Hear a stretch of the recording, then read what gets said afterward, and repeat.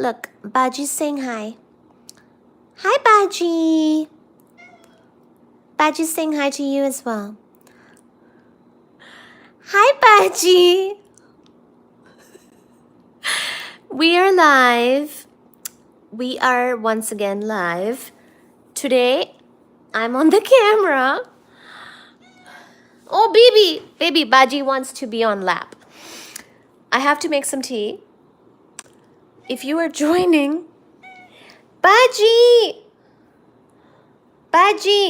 what is this, huh? I'm trying to talk to people. Hi. How are you? Do you hear Baji? See, if he's not directly on camera, how sad is Baji? Baji, say hi. Baji. So we are gonna be discussing. Hi, Baji. We're gonna be discussing. Rosie says I'm good. Very nice, Rosie. We're gonna be discussing some important things such as kitty cats and physics, and we'll do some reading, okay? And we'll do some discussion when Baji stops crying because Mommy, come Baji. Baji actually wants to be on my lap, so we will have Baji front and center now. Baji wants to. Baji, kisi de bishona? It's very good to see everybody. Let me share the live. Rosie, can you share the live by chance? It would be lovely. Thank you for being here, Rosie. Thank you for liking the live. Thank you for sharing. We're going to do some chatting, some discussions. Look at this. We're going to do some chatting, some discussions, some talking, some hanging out with this extremely cute kitty cat who is being very needy right now. I'm gonna go make my tea real quick. I just have to put the kettle on the thing. And we have on the menu today, other than hanging out, we have on the menu some discussion about physics. But Baji, where are our friends? Where are all our friends? Oh yes, people are joining. Oh good. Welcome. Baji was crying because he wants your company. He wants some reassurance here. He wants some company and some love. And I think he wants me to sit down on the sofa so he can be on my lap. So we're gonna, okay, baby. We're gonna get settled here really quickly. I need to make some tea, Baji. I need to make some tea. And this is why, hi Shark Chilies, or sorry, Shark Chill Straws. How are you? How are you, my friends? Baji here wants your love and affection. And we're just doing a chill live, and we will be covering some physics topics. Hi Shark Chills. Hi Kilamere. Hi Ace Mace. Hello. Hi good cute. Thank you so very much. We will I was about to make some tea, but I turned on the live because Baji was ready. But we are going to be hanging out for a while, so welcome to the live. Thank you so much for joining. Actually, Baji wants me to sit down on the sofa and come onto and he wants to be on my lap. So look at this. He just wants to be on lap. Okay, Baji. What's the cat's name? The cat's name is Baji. This one is Baji. Baji, say hi. Baji, say hi. Baji, say hi. Hi. Hello. He was just crying and crying because he wants to be on lap. He wants to be on lap. Hi, Shark Chills. Sharky Chills, how are you? Do you have other cats? Yes, I do. It's going to be a surprise.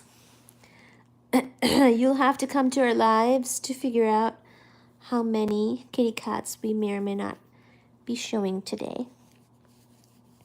He just likes to get cuddles and love, and he was crying and crying until Mommy picked him up.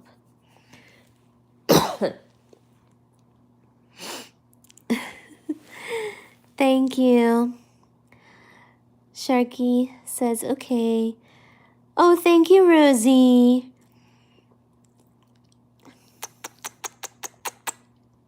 Rosie said, Baji's adorable. Baji, this is a little hard for me to read because Baji insisted on being in my lap.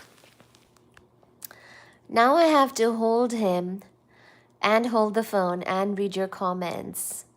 So this is more of a struggle than normal. I'm usually not on camera. I mean, I am sometimes, but will you live tomorrow to see the... Yes, yeah, so I usually go live Saturday, Sunday for a long time in the afternoon, Boston time. So we're in Boston. So yes, please come to our live tomorrow as well. Saturday, Sunday lives are the most popular lives for us. So come to our live tomorrow for sure. So what we do is we show the kitty cats, we hang out, we chill with the kittens. It's a peaceful hangout. Why not try challenge videos? Ooh. And then hi Blue Idol. And then we chat. I catch up with all our VIP guest friends on the live. And then we also do some studying sometimes of physics topics and reading from books. And sometimes we read a fun book like a murder mystery, and sometimes we read an even more fun book on a physics topic, or we discuss and sort of try to understand that topic in more detail, drawing from my background.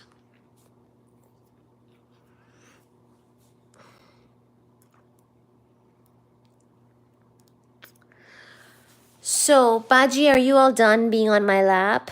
Because just a minute ago, he was crying and crying because that's what he wanted. He wanted lap time.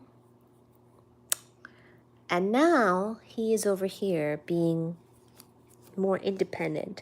So I think I'll take this opportunity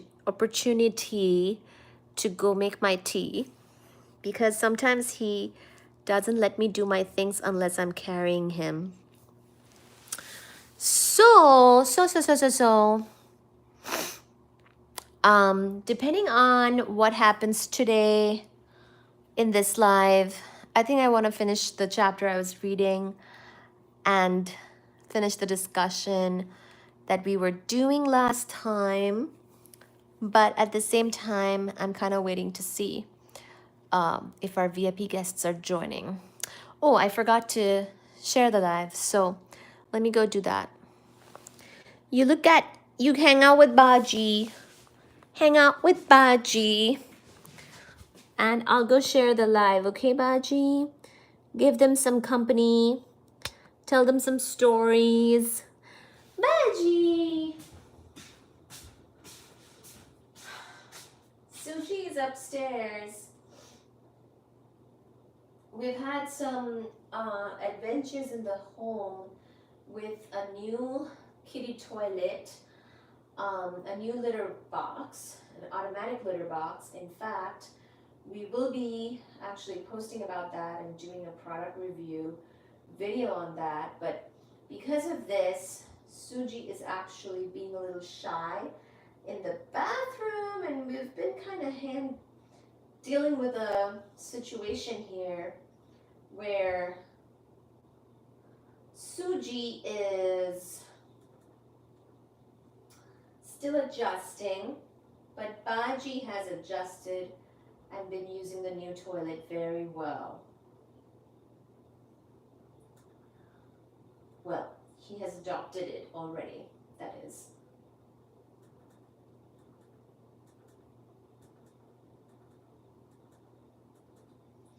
Hi Sharky Chills, hi everybody.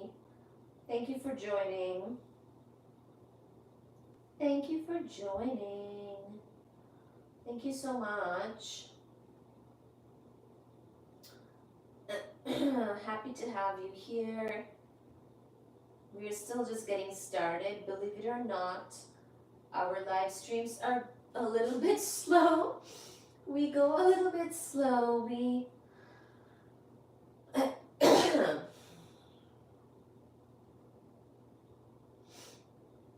kind of take our time. My favorite cat is like an orange cat. Like I have some orange cats, but some of them aren't nice. Aww. Sharky Chills, thank you for the emojis. Baji, hi. Yes. I'm reading your comments. Thank you so much for joining and chatting. Thank you. All right, so now the tea is on the kettle is on the boil. It's gonna take a minute or two, then I'll make my tea, and we should be in business as far as the tea goes. Because I don't want to be without my honey ginger tea here.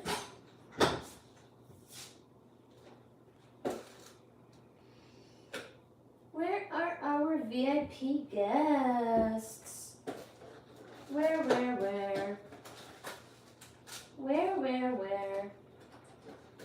Thank you to everybody who is joining. Hang on a momento.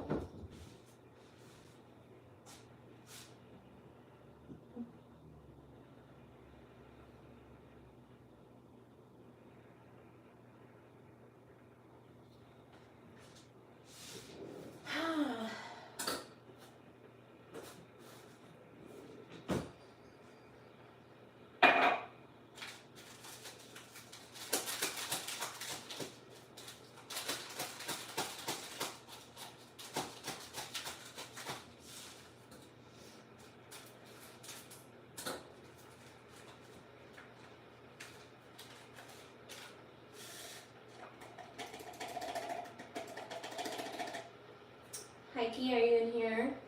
In the chat? Or in the live, rather? I'm just making sure.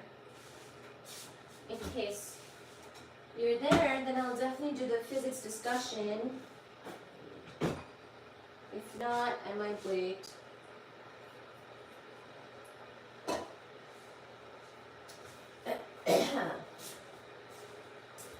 So let me show you. And actually, let me put my,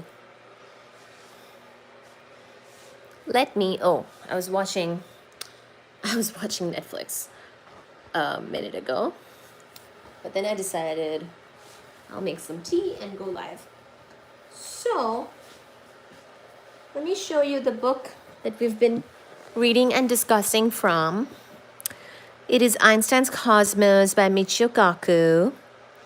And we have been on this chapter called, well, it is, let me double check.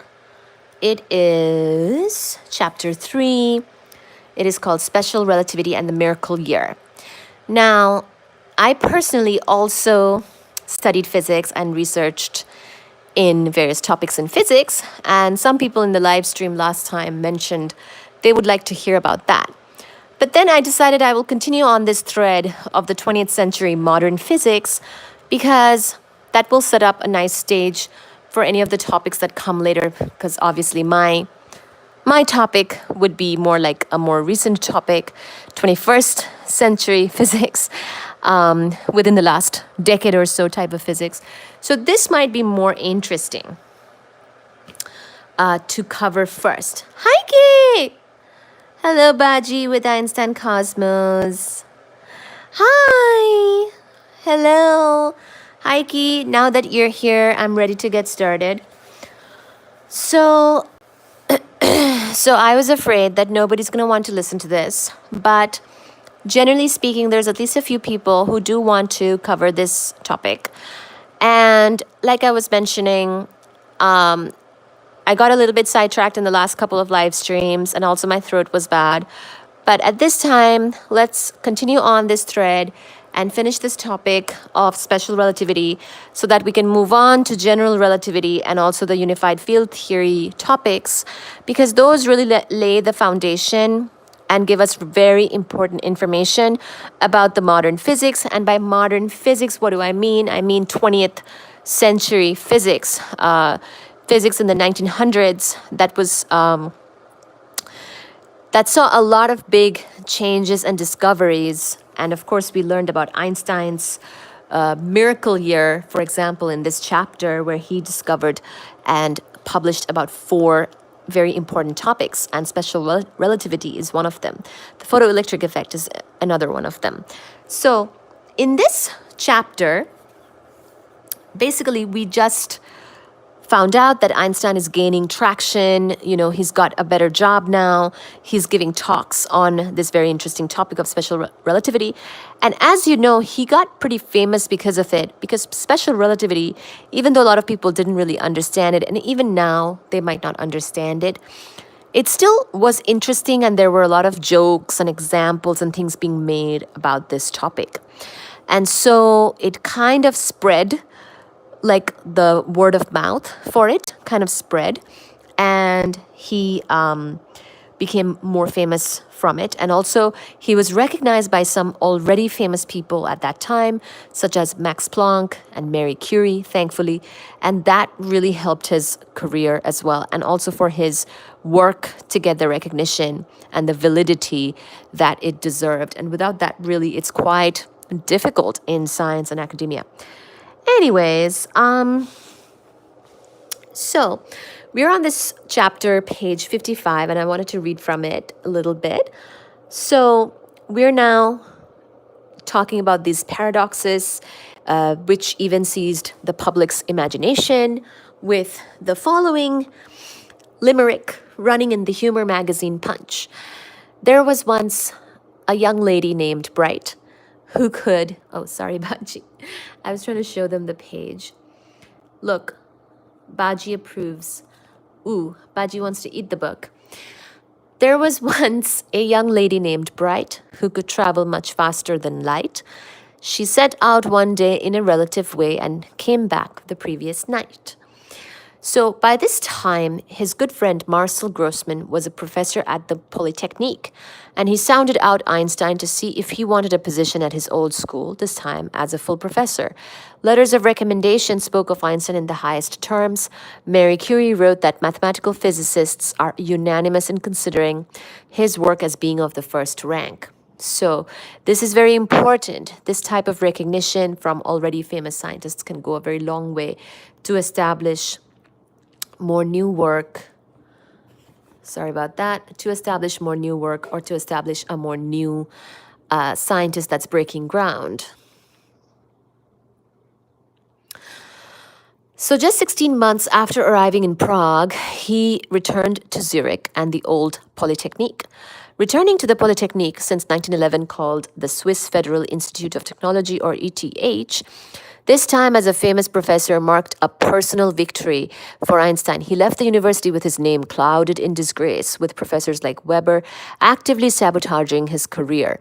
He returned as the leader of the new revolution in physics, because just earlier in this chapter, we learned how he was kind of struggling to find a position, an assistantship, a place where he could do his PhD, much less get a job, things like that.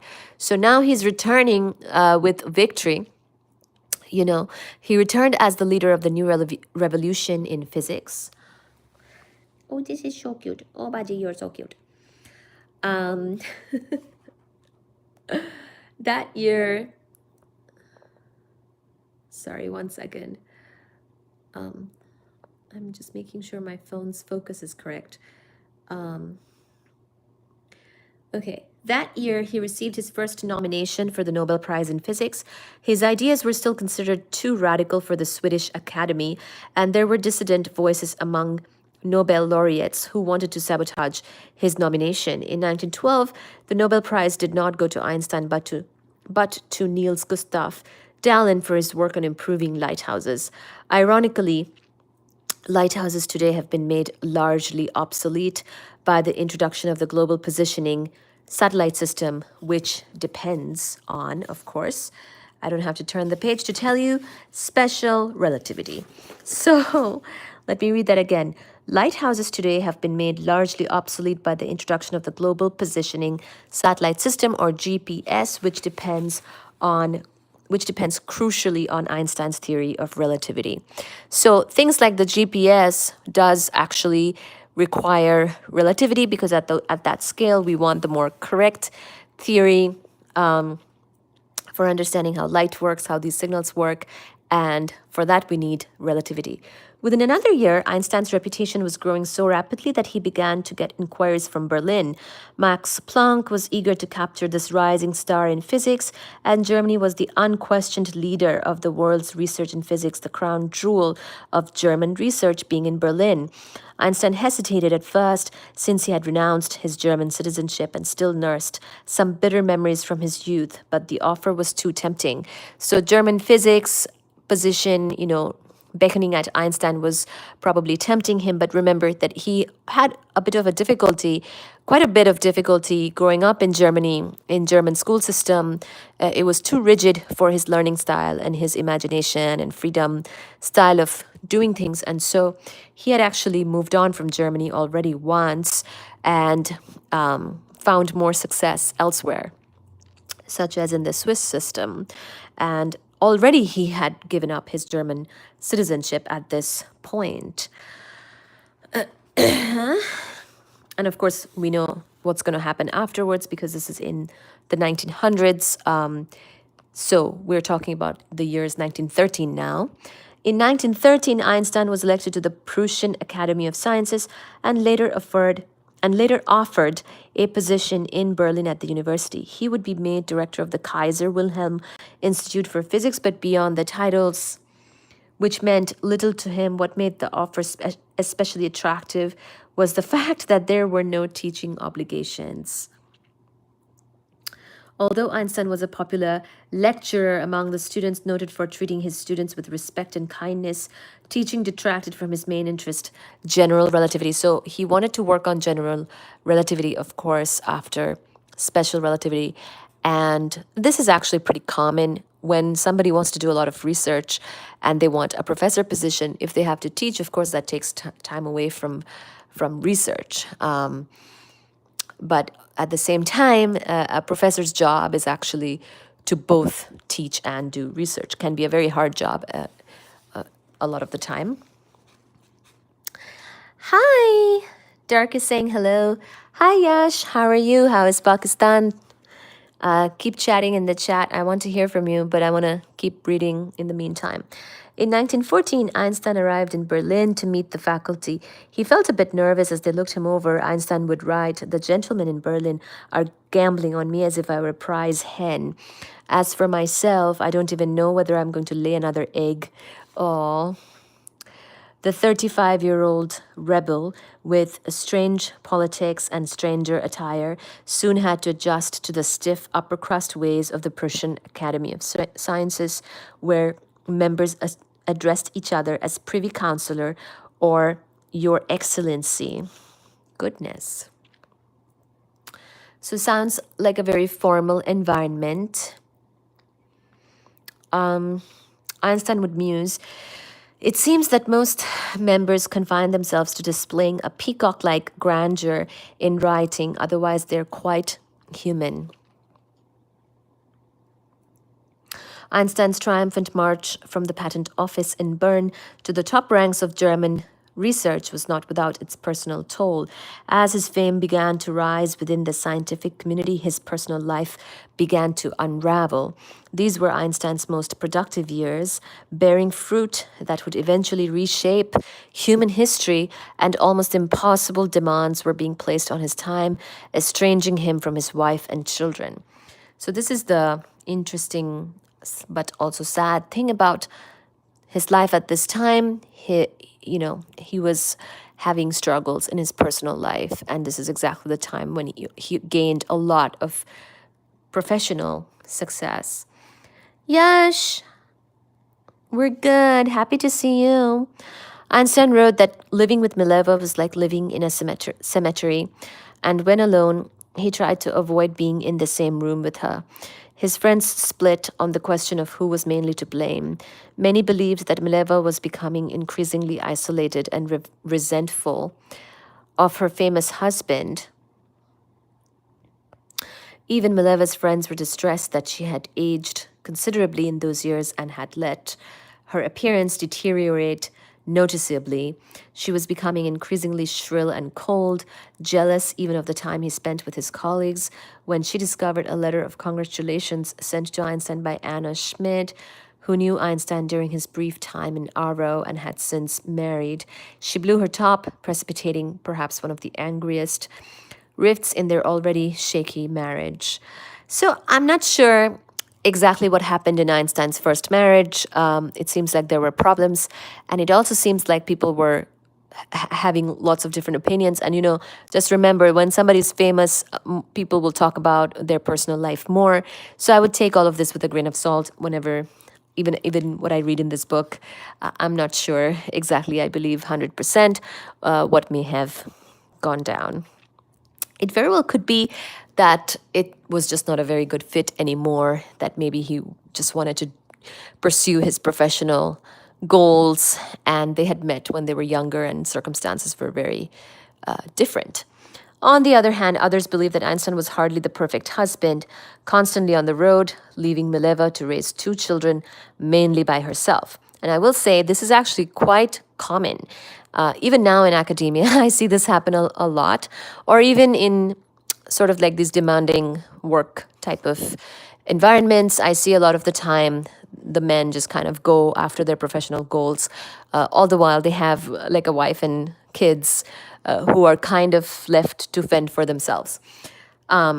So a ton of balance is not really the marker in these types of careers. Generally, they're very imbalanced, unbalanced lives and careers, calling for a lot of sacrifice on the part of the spouse, oftentimes. Travel at the turn of the century was notoriously difficult, and extensive travels were taking him away for days and weeks. Like passing ships in the night, when he was home, they would only meet briefly at night for dinner on the theater. For dinner or the theater, he was so immersed in the abstract world of mathematics that he had little emotional energy to connect with his wife. Worse, the more she complained to him about his absences, the more he withdrew into the world of physics. It is probably safe to say that there is some truth in both allegations, and it is pointless to assign blame. In retrospect, it was probably inevitable that the marriage would experience enormous strains. Perhaps their friends were right years ago when they said that the two were incompatible. But the final break was precipitated by his acceptance of the offer from Berlin. Mileva was reluctant about going to Berlin, perhaps being a Slav in the center of a Teutonic culture was too intimidating to her. More importantly, many of Einstein's relatives lived in Berlin, and Mileva feared being under their harsh, disapproving gaze. Also, another thing I wanted to point out is even now in academia, it's actually very normal for an academic to have to move many times and kind of move with the job. And so they need a very understanding family indeed, or spouse and family, kids, all that, who will be willing to move with them every time they have to move. And this can be very difficult even now, especially if both spouses have careers that they're pursuing, and one of them is generally called the following spouse. The other one is the one whose career is driving the moves. And so, and then, they can also rotate as to who is following and who is driving the move. But all in all, it's not easy to be a multi-body problem in these types of environments, in these types of situations. And academic careers are not your typical, job staying more or less the same, or more or less stable, and whatnot. Maybe that has kind of changed over time with other jobs too. Nowadays, there's a lot of instability within all kinds of jobs, but academic jobs have always been this way. In fact, if you stay in one role for too long or in one place for too long, that is considered unambitious. And indeed, if you are, say, did your undergrad somewhere, you're supposed to move for your grad, and you're supposed to move again for your postdoc, and another postdoc, and and your professorships, those types of things. I'm not saying you should, do what works for you, but that is often the sort of expectation, that you will move and be ambitious with your career and go for the bigger opportunities that are the bigger and better academic opportunities for, you know, as one might deem fit for their own career. But it's all very subjective anyways. So really, I would say just do whatever works for you, without caring too much about what academia thinks of you, because academia can be a harsh place. So anyway, they were having issues, Mileva and Einstein. Looks like Mileva did not want to move to Berlin. At first, Mileva and the children made the trip to Berlin with Einstein, but then suddenly she left for Zurich, taking the children with her. They would never be united again. Oh, wow. That's pretty harsh. So when he went to Berlin, she went back to Zurich, and they never united again. Einstein, who cherished his children more than anyone, was devastated. From that point on, he was forced to maintain a long-distance relationship with his sons, making the grueling 10-hour trip from Berlin to Zurich for visits. When Mileva was eventually awarded custody of the children, Einstein's secretary, Helen Dukas, wrote that he cried all the way home. But what probably also precipitated the rupture was the growing presence of a certain cousin of Einstein's in Berlin. He would confess, "I live a very withdrawn life, but not a very lonely one, thanks to the care of a female cousin who actually drew me to Berlin in the first place." Oh, oh wow, that's right. That's going to be his second wife. Oh my gosh. Moral of the story, don't be the first wife of someone like Einstein. You're going to be in for some disappointments. Elsa Lowenthal was a double cousin. Her mother and Einstein's mother were sisters, and their grandfathers were brothers. She was divorced, living with her two daughters, Margot and Ilse, just upstairs from her parents. Einstein's aunt and uncle, she and Einstein met briefly in 1912 when he visited Berlin. By then, Einstein had apparently decided that his marriage to Mileva was finished and that divorce was inevitable. However, he feared the repercussions a divorce would have on his young sons. Oh, hi, Laura. Thank you. Thank you so much for subscribing. So cute. Just subscribe. Sending love from Ontario. Oh, I love it. I've been to Ontario. My brother used to live there, actually, near the Niagara Falls. So, yay! We have Canada in the house. So anyway, Einstein apparently was drawn to Berlin, not just because of his job. So never trust men. No matter how intelligent they might be, there is always another reason. It's not just his job and professional reason that he moved to Berlin, but he had a cherished female cousin there who lived upstairs from her parents because she was also divorced and living with her two daughters. Einstein, of course, had sons who went with Mileva, his first wife, back to Zurich, apparently because Mileva just could not bear Berlin. And yeah, Einstein really liked his cousin Elsa. Ever since they were children, Elsa had taken a liking to Einstein. She confessed to having fallen in love with him as a child when she heard him play Mozart. But what apparently most attracted her was this was his rising stardom in the academic world, his respect by physicists around the world. In fact, she made it no secret that she loved to bask in this fame. Like Mileva, she was older, 4 years older than Einstein, but that is where the resemblances ended. In fact, they were like polar opposites. Einstein, in fleeing Mileva, was apparently going overboard in the other direction, while Mileva was often uncaring of her appearance and looked continually harassed. Elsa was highly bourgeois and conscious of class ranking. She was always trying to cultivate acquaintances in intellectual circles in Berlin and would proudly show off Einstein to all her friends in high society. Unlike Mileva, who was a laconic, withdrawn, and moody, Elsa was a social butterfly, fluttering between dinner parties and theater openings. And unlike Mileva,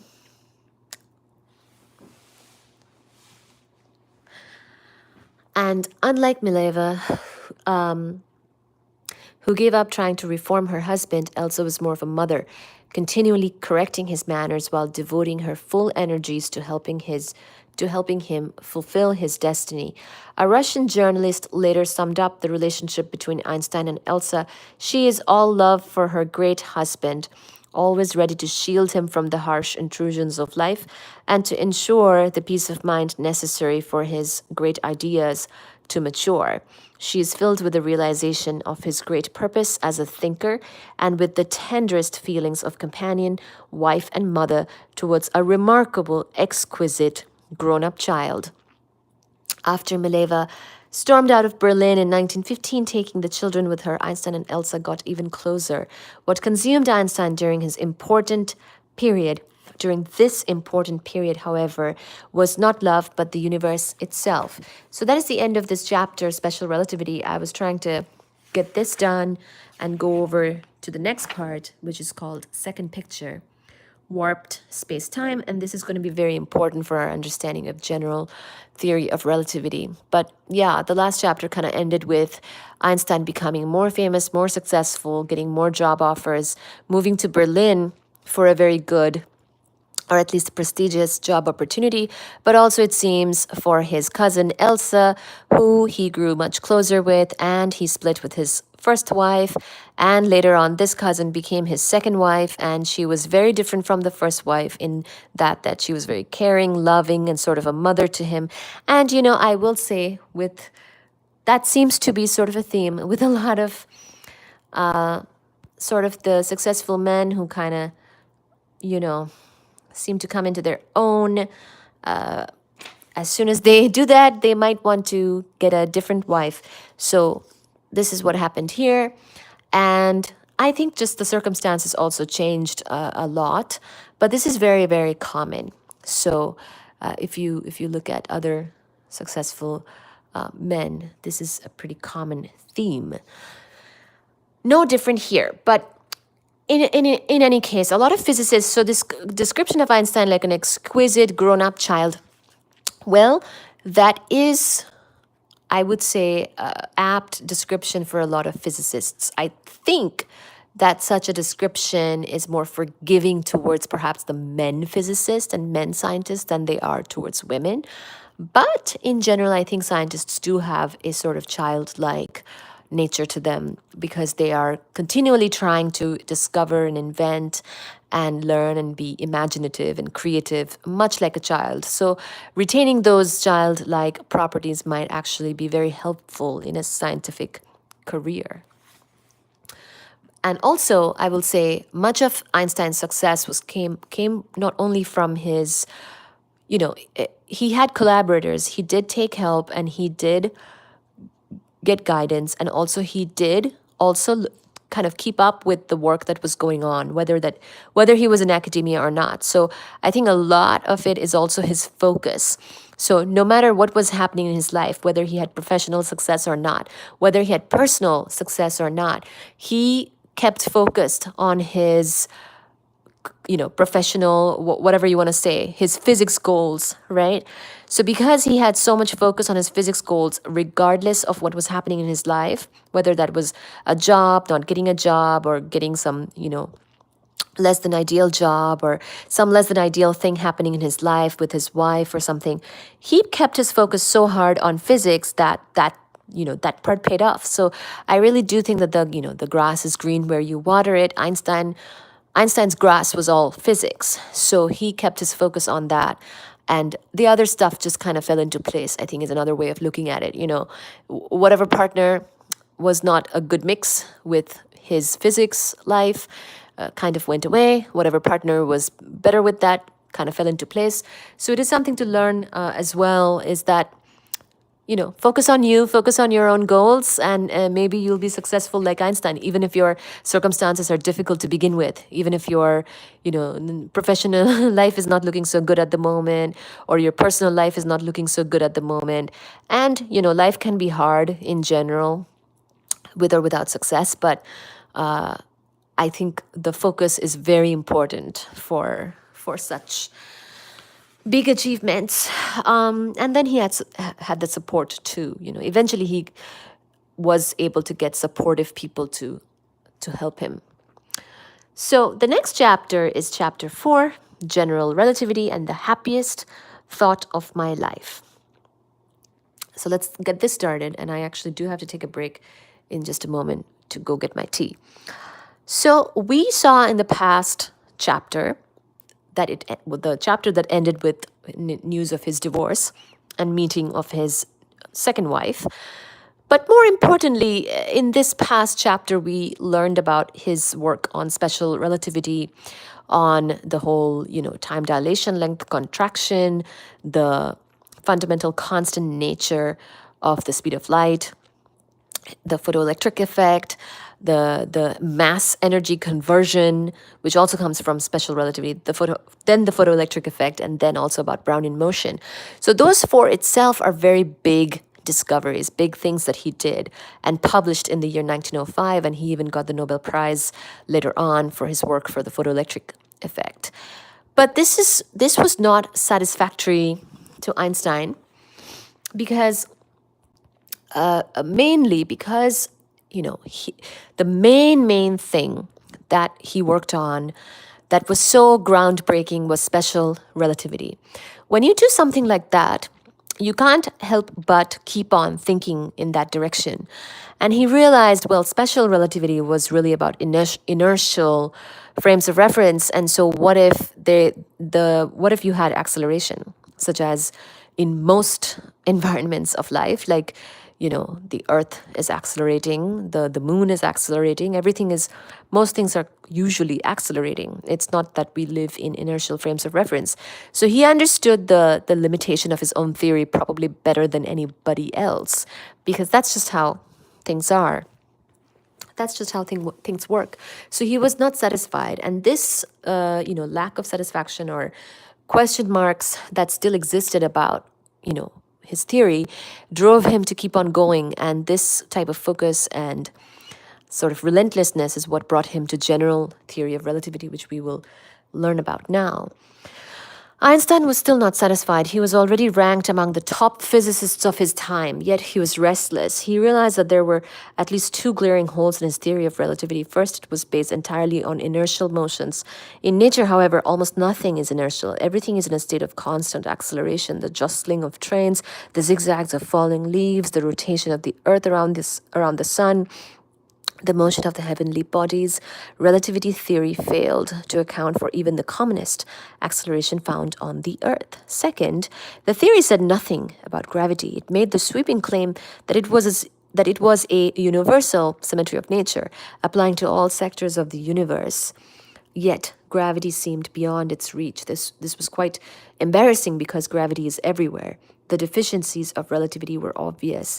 Since the speed of light was the ultimate speed of the universe, relativity theory said that it would take 8 minutes for any disturbance on the sun to reach the earth. So remember earlier, we had talked about how Newton thought that if the sun were to disappear, we would know that instantly.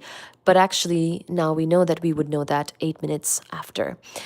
It would take 8 minutes for that information to reach us, because it takes 8 minutes for the sunlight to reach us from the sun to the earth, because light has a constant finite speed and it does not reach us instantly.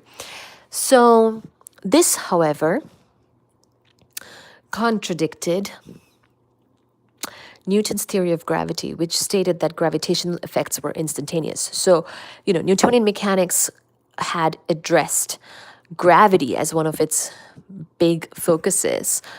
you know the whole like force, the F equals ma, where now a can be g, and that's your acceleration due to the earth's gravity. All of that is Newtonian mechanics, and it had explained things perfectly well for a couple of centuries, and even now it explains things mostly well, up to an extent of everyday life. And because his special theory of relativity is the more it's the more updated theory, it explains, E&M, light, all of this stuff, but it does not talk about gravity, because special theory of relativity is about inertial frames, and gravity means that there is acceleration. It also does not really explain anything about like what is gravity, because this concept of force is something that Newtonian mechanics came up with. What about gravity in the context of relativity? What is that about, right? And we know that space-time is relative. How does gravity play a role in the relativeness of space-time, for example? And what is the theory of gravity, And so ultimately, this general theory of relativity is actually going to replace Newtonian theory as the more correct theory of gravitation. Not to say that Newtonian mechanics was not still very good for everyday life, but that's what motivated him. He realized what the gaps were in his current work, which was special theory of relativity. Anyway, the speed of Newton's gravity was infinite, since the speed of light does not appear anywhere in Newton's equations. That's right. The speed of light does not appear in Newton's equations, if you think about the Newtonian classical mechanics equations. So, where does that figure? Here, in this new realm of things. Einstein therefore needed to completely overhaul Newton's equations to incorporate the speed of light. In short, Einstein realized the immensity of the problem of generalizing his relativity theory to include accelerations and gravity. He began to call his earlier theory of 1905 the special theory of relativity, to differentiate it from the more powerful general theory of relativity that was needed to describe gravity. When he told Max Planck of his ambitious program, Planck warned him, "As an older friend, I must advise you against it, for in the first place, you will not succeed, and even if you succeed, no one will believe you." But Planck also realized the importance of the problem when he said, "If you are successful, you will be called the next Copernicus." So, that's sound advice from Planck, but at the same time, this work was very much needed. But remember also, like, Copernicus had a lot of struggle when back in the day he had to prove that the Earth is not the center of the universe. It was greatly challenged, and a lot of things had to be overhauled back in that day. So Copernicus, famous, of course, for that work, and something as fundamental as gravity and how heavenly bodies move or don't, what they do or don't do, is such a used to be such a controversial topic too in the time of Copernicus, that he had a lot of trouble with it. But then Newton also did such big work that was also such, so accepted to such a great extent that it's almost like any correction to that, any update to that is almost also as daunting as being like the Copernicus. So the key insight into a new theory of gravity took place while Einstein was still slaving over patent applications as a lowly civil servant back in 1907. So back in 1907, when he was still working at the patent office, he had thought about this new theory of gravity, or he had started to think about it. He would recall, "I was sitting in a chair in the patent office at Bern when all of a sudden a thought occurred to me. If a person falls freely, he will not feel his own weight."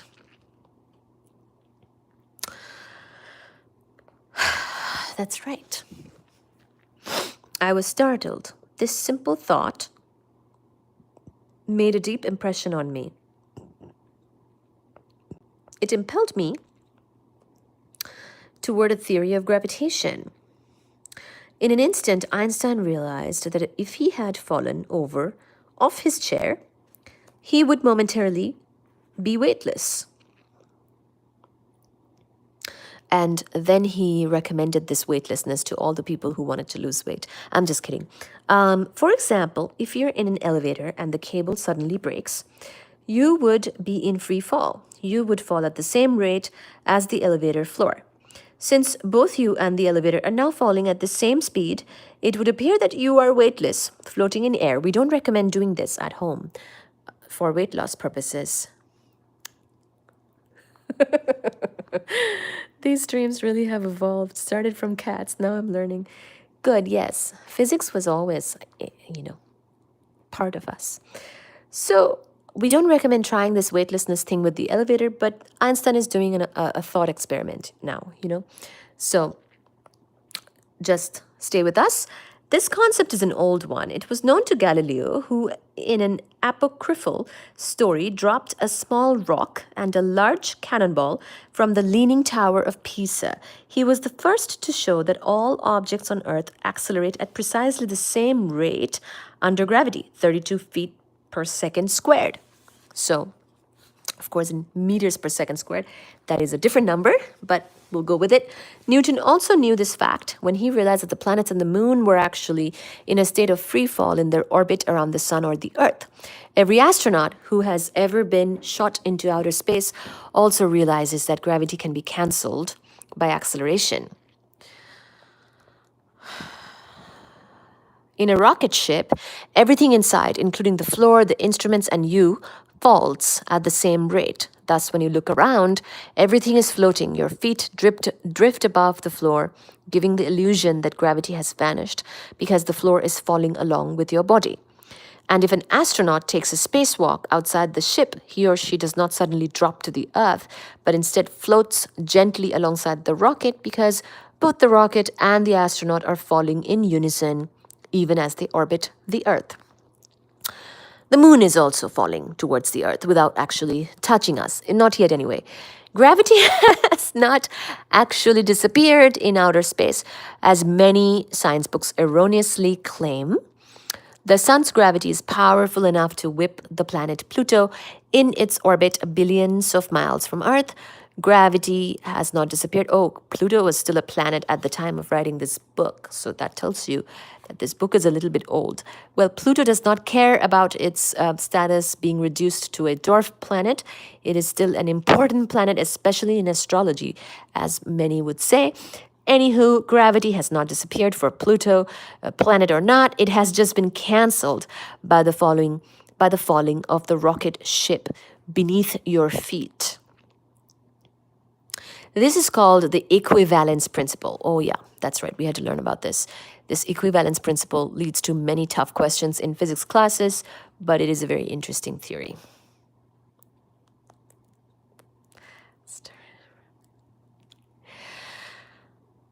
So, an equivalence principle in which all masses fall at the same rate under gravity, more precisely, the inertial mass is the same as the gravitational mass. So, this was indeed an old idea, almost a curiosity to Galileo and Newton, but in the hands of a seasoned physicist like Einstein, it was to become the foundation of a new relativistic theory of gravity. Einstein went one giant step further than Galileo or Newton. He formulated his next postulate, the postulate behind general relativity. The laws of physics in an accelerating frame or a gravitating frame are indistinguishable.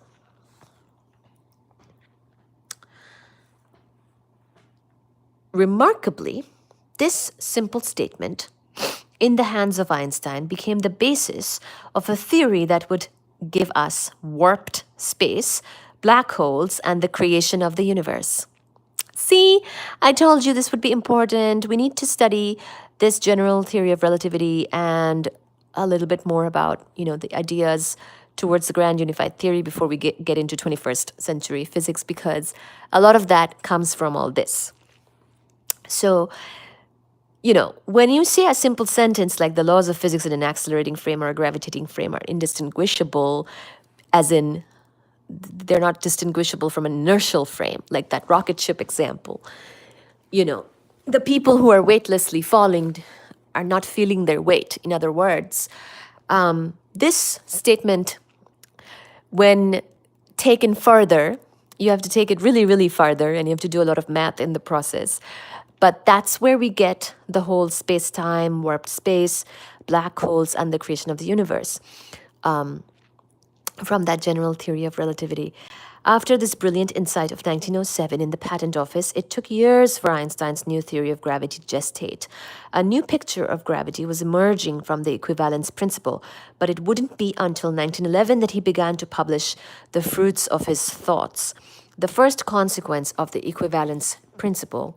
Because, you can write a postulate, but that does not mean that it will be accepted or that it will dramatically change how physics is done, or that there will be a new innovation or acceptance of something. And in fact, evidence of general relativity, gravitational waves are still, coming out.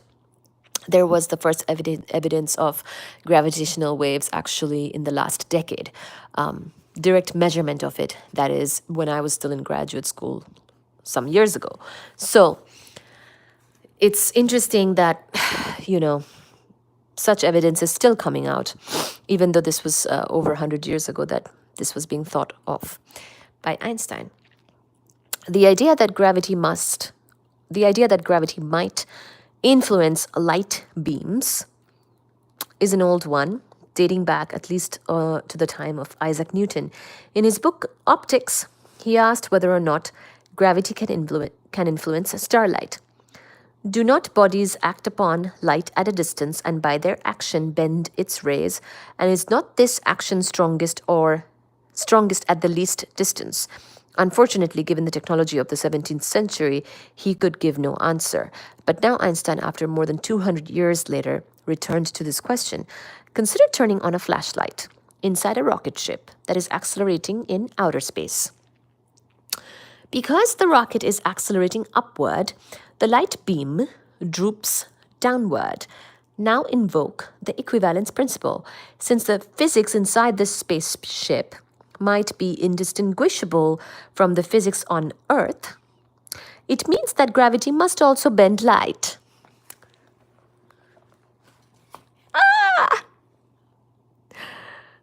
Since it can also bend our mind. Let's read that again. After more than 200 years later, consider turning on a flashlight inside a rocket ship that is accelerating in outer space.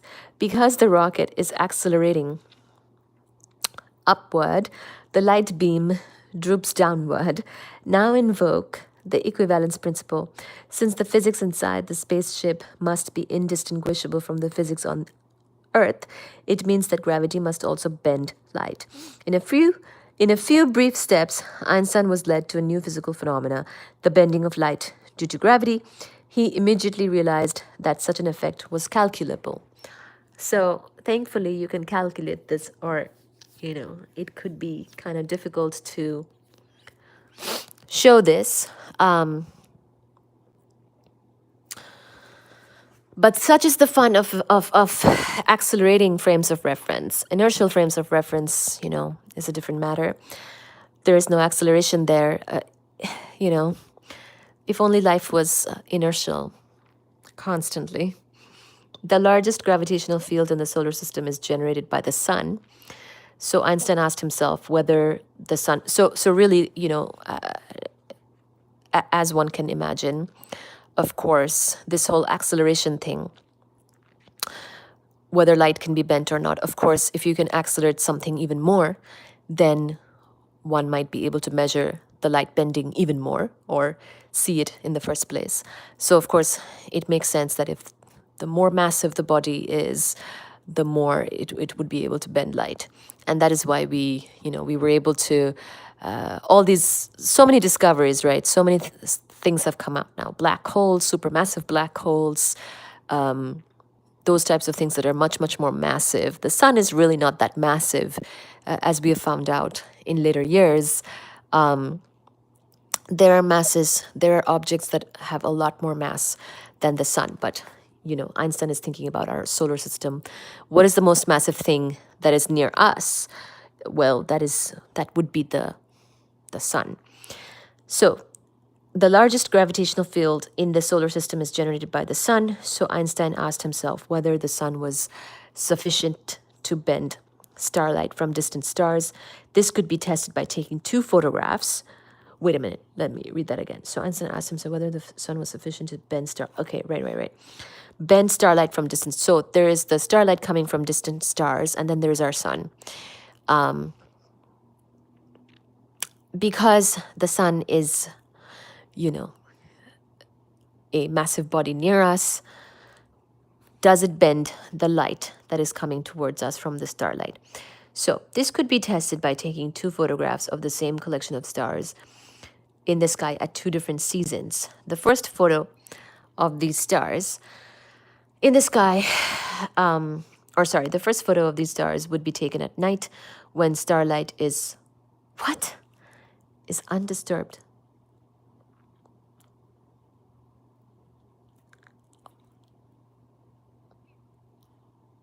The second photo would be taken several months later when the sun is positioned directly in front of the same collection. Oh, I see. Okay. Got it. That makes sense. It has to do with the sun's position with respect to the collection of stars, more than the day and night thing. But I think the night helps too, with the measurement. By comparing the two photographs, sorry, I am confused myself as I read this. I have to put this together in my own brain too. I'm reading this after a while. By comparing the two photographs, one might be able to measure how the stars have shifted slightly in the sun's vicinity due to the sun's gravity. Because the sun overwhelms the light coming from the stars, any experiment on the bending of starlight would have to be performed during a solar eclipse, when the moon blocks out the light from the sun and the stars become visible during the daytime. Right. Einstein reasoned that photographs of the day sky taken during an eclipse compared to photographs taken of the same sky at night should show a slight distortion in the location of the stars in the vicinity of the sun. Hi, Leroy. It's quite complicated, yeah. The presence of the moon also bends starlight a bit because of the moon's gravity, but this is a very tiny amount compared to the bending of the starlight caused by the sun, which is much larger. Thus, the bending of starlight during an eclipse is not affected by the presence of the moon. The equivalence principle could help him to calculate the approximate motion of light beams as they were pulled by gravity, but it still did not tell him anything about gravity itself. What was lacking was a field theory of gravity. So this whole thing, the field theory of gravity, is what he contributed with GR. Gravitational fields, or gravitational waves, as I was saying, were first directly measured within the last decade. So this stuff is not easy to measure on large, because they're really felt on large scales, on cosmic scales. See how it's called Einstein's cosmos. It's also difficult to measure them because you need those precise measurements of these big events, big faraway events. Recall that Maxwell's equations describe a genuine field theory in which lines of force are like a spider web that could vibrate and support waves traveling along the lines of force. Einstein sought a gravitational field whose lines of force could support gravitational vibrations that traveled at the speed of light. So he's saying that the gravitational vibrations or gravitational waves should also travel at the speed of light. Around 1912, after years of concentrated thought, he slowly began to realize that he needed to overhaul our understanding of space and time. To do so required new geometries beyond those inherited from the ancient Greeks. The key observation that sent him on the road to curved space-time was a paradox, sometimes referred to as Ehrenfest's paradox, that his friend, Paul Ehrenfest, once posed to Einstein. Consider a simple merry-go-round on a spinning disk. At rest, we know that its circumference is equal to pi times the diameter. Pi times the, right, 2 pi r, got it.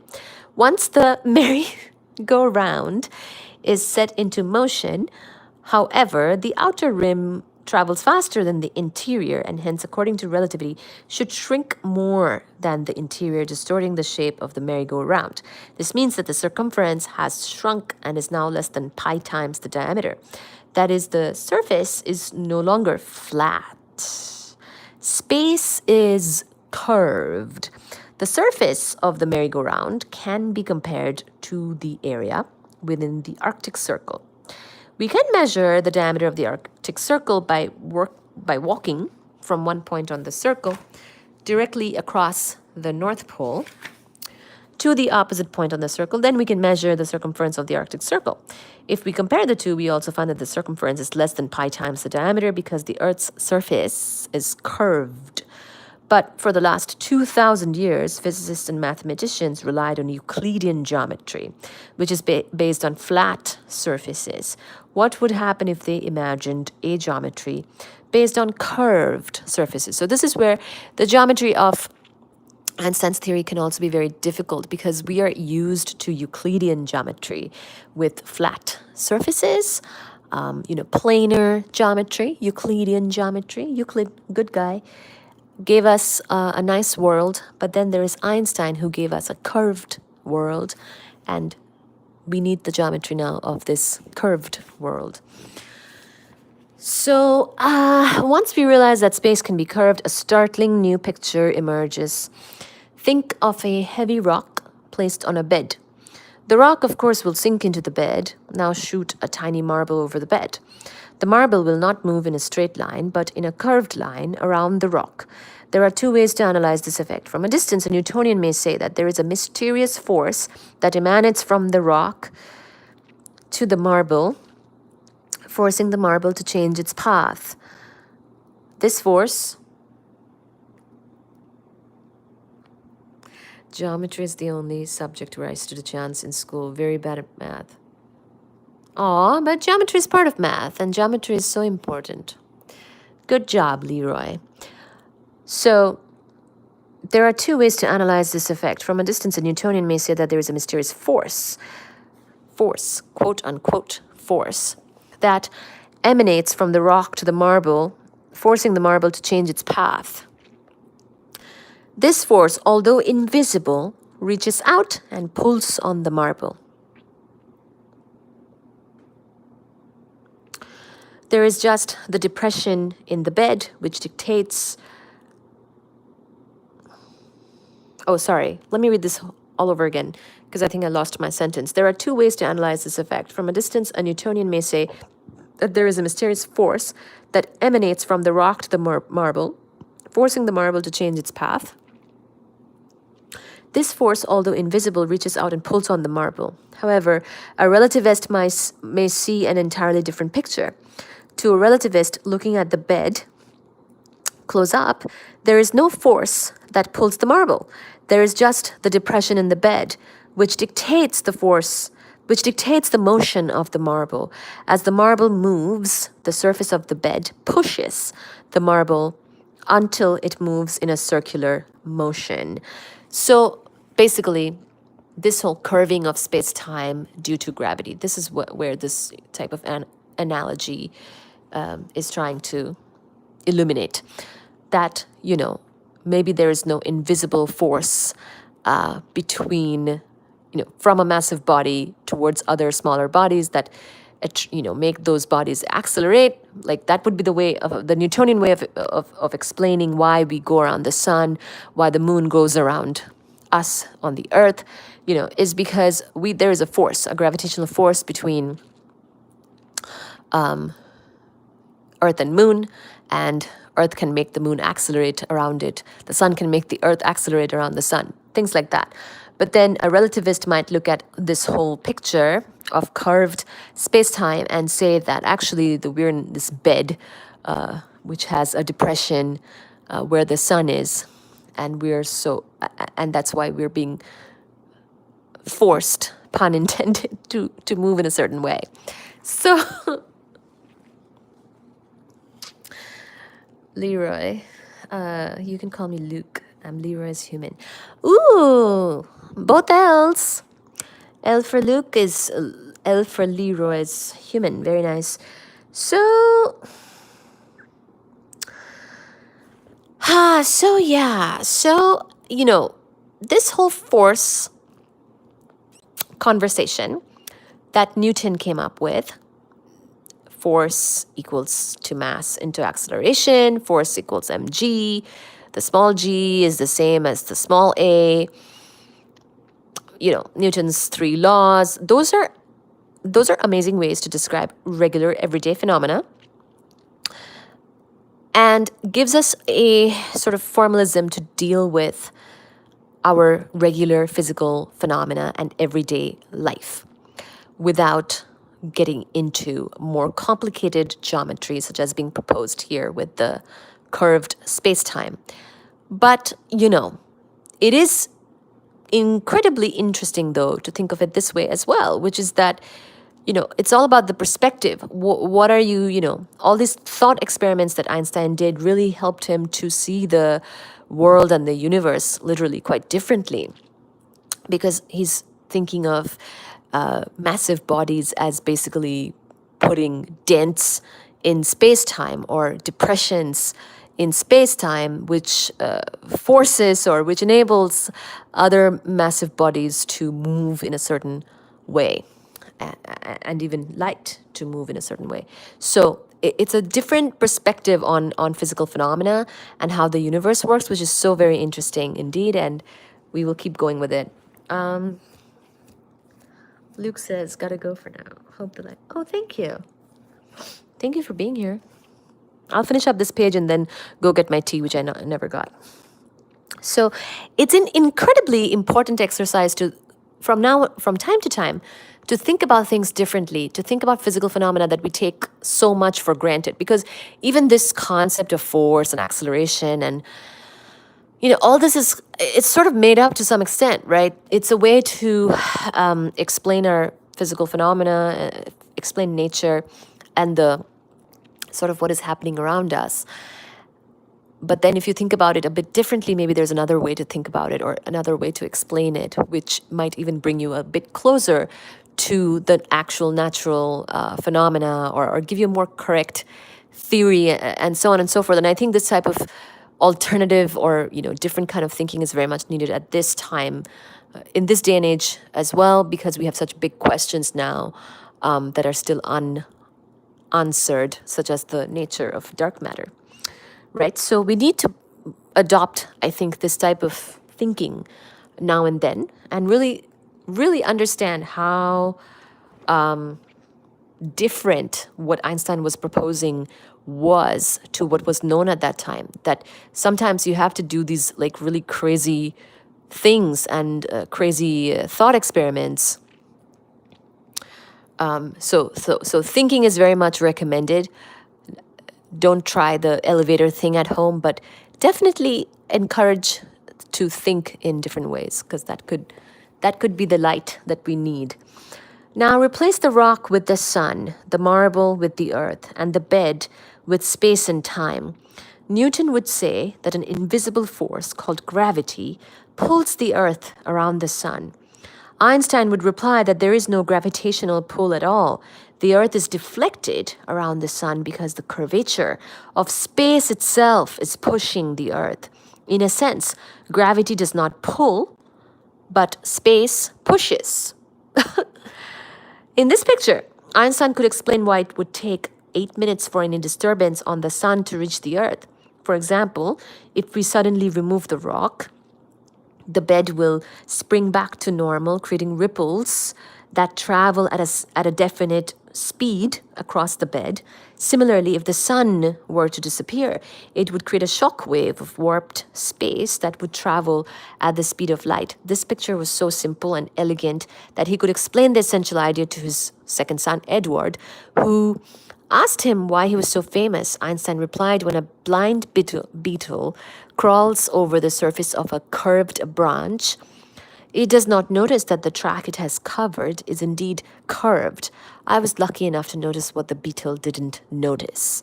Ah, sorry, Baji. Sorry. Oh, that's so good. Ah, amazing. Okay, we're gonna take a couple minutes, and I'll go get my tea. So the beetle doesn't know, my friends. The beetle doesn't know that it's on a curved surface, but Einstein knows that the beetle is on the curved surface and that the beetle doesn't know it. There you go, GR right there, but we'll finish this chapter. We will. So, of course, general theory of relativity has a lot of math, and we will get more insights into it in this chapter. We will continue in just a second. Thank ya. Are you having fun? Hi, Fuji. See you soon. As in right now. Look at this. I should cancel my Netflix subscription because I start to watch it and then I never finish whatever I'm watching because I do this instead. Who needs Netflix when you have Einstein?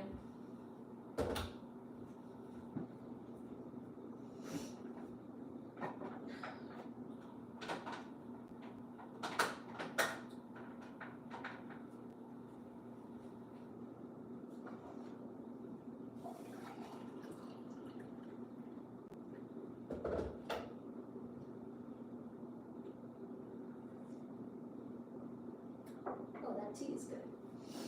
Oh, that tea is good. Who needs Netflix?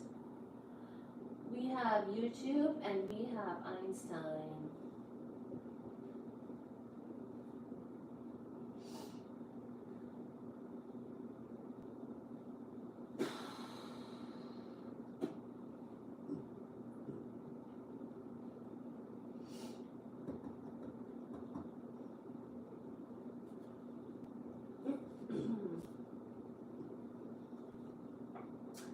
That is so good. Space-time is curved.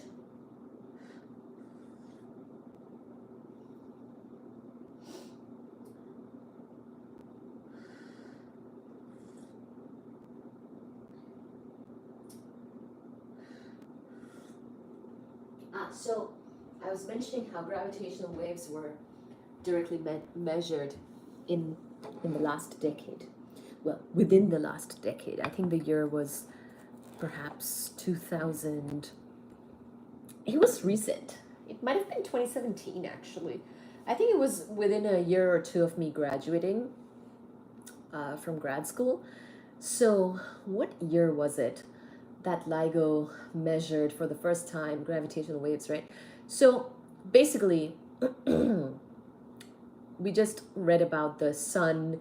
If it were to disappear, it would obviously disturb the space-time, around it. It would send shock waves into space-time, which would reach us within a finite time because those shock waves travel at a certain speed, which Einstein is saying is the speed of light.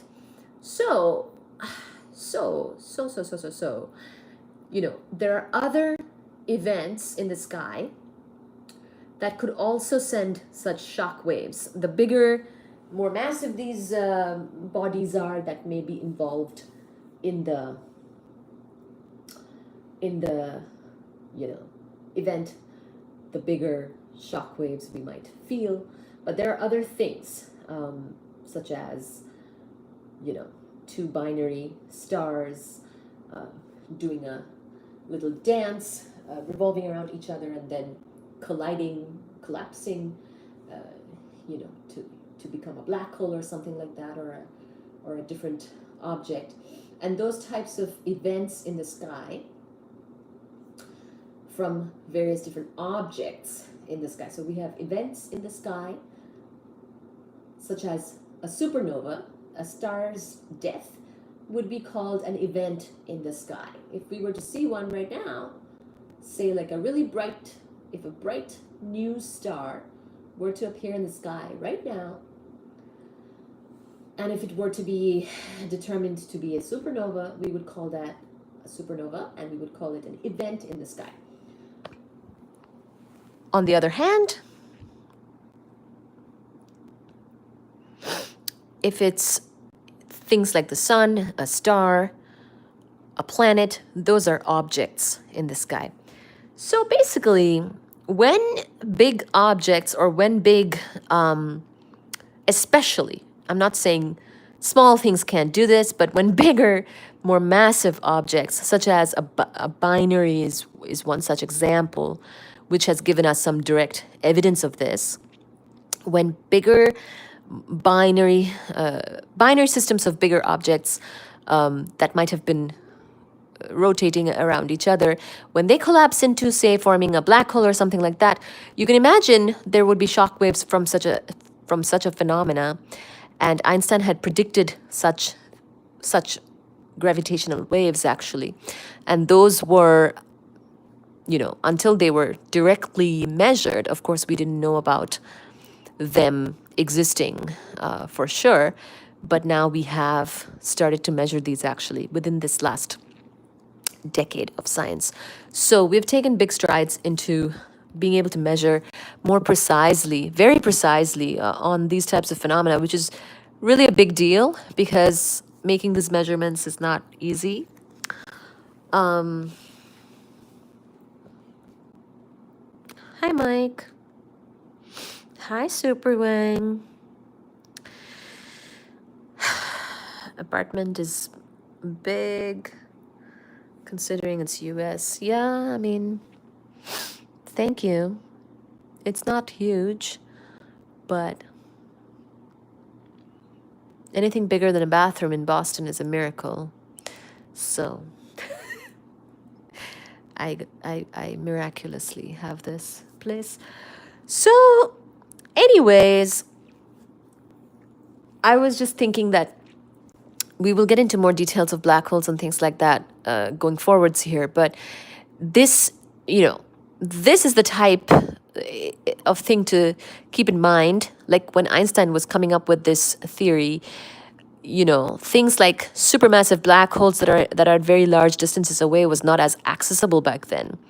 These types of astronomy measurements that we make now, and we've learned things like there might be a supermassive, black hole in the center of galaxies, in the center of maybe all galaxies, making more and more precise measurements of events and phenomena and objects that are farther and farther away is really more of a 21st century development. We didn't used to have access to such knowledge and measurements back in Einstein's time.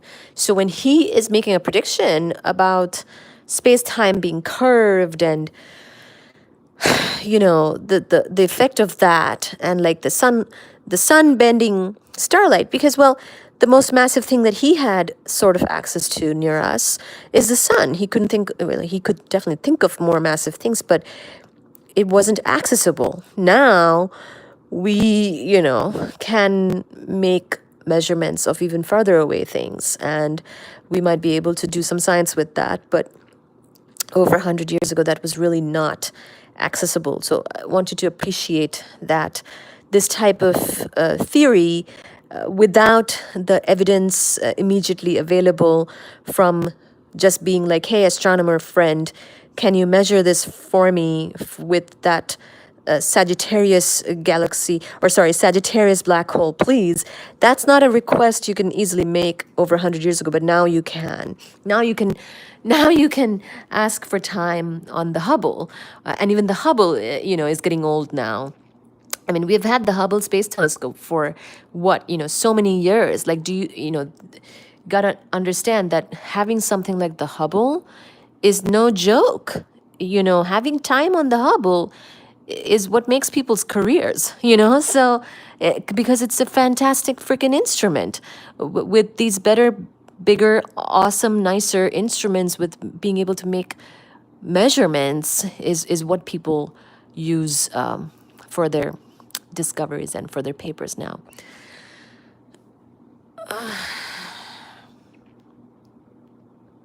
Interstellar is not my favorite movie. No, unnatural বা কিছু mysterious জিনিস কিছু share করো, I'm sure कुछ तो discover করেছো তুমি. Yeah, I will. So I will talk about my physics research at some point. I'm building it up first with all this. We're covering 20th century physics now. My stuff would be 21st century physics. And I also wanted people to understand that what we do now is vastly different also because of having these better technology and instruments. We're indebted to such things and making measurements, although difficult, we make more precise measurements these days, which is also difficult. And those measurements are, using data, and we have to analyze the data. Things like machine learning is more of a thing now, but things have changed a lot. But we have to learn what we know already and understand already. And I think there is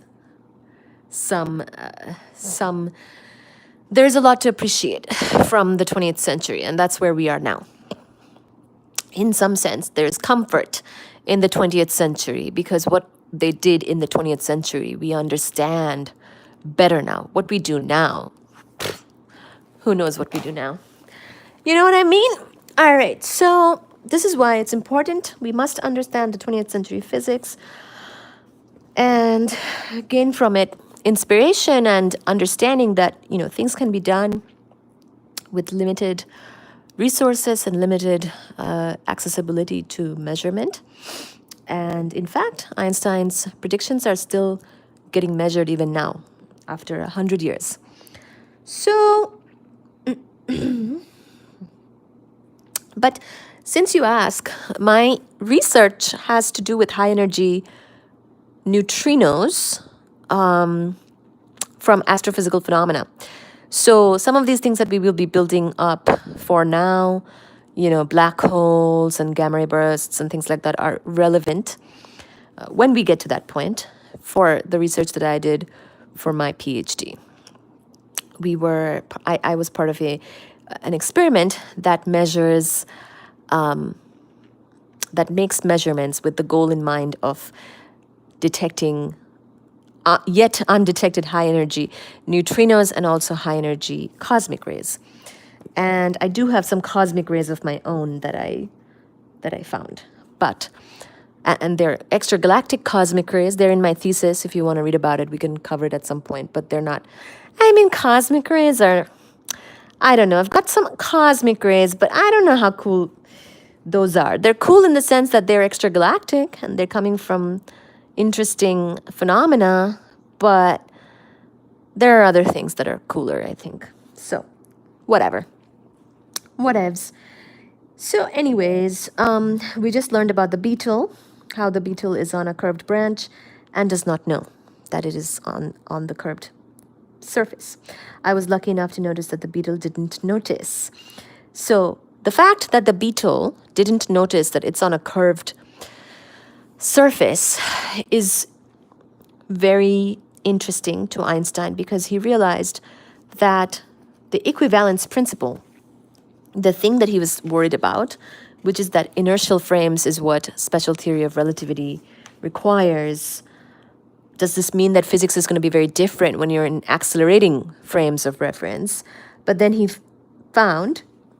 postulated that the laws of physics in an accelerating frame or a gravitating frame are indistinguishable.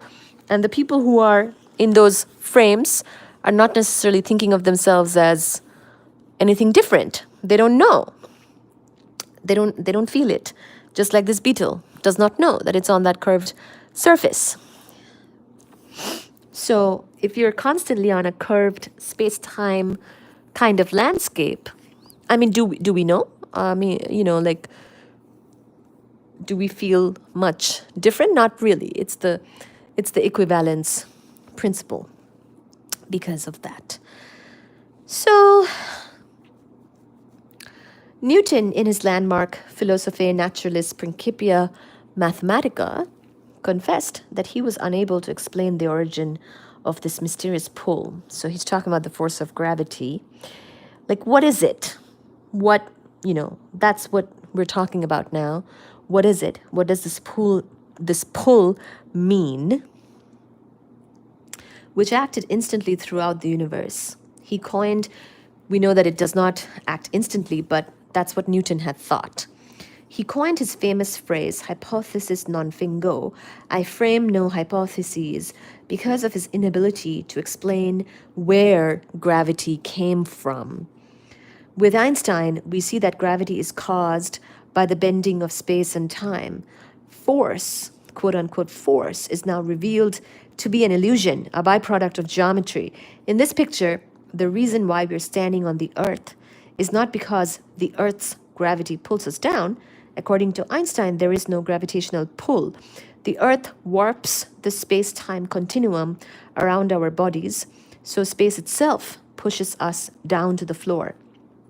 Thus, it is the presence of matter that warps space around it, giving us the illusion that there is a gravitational force pulling on neighboring objects.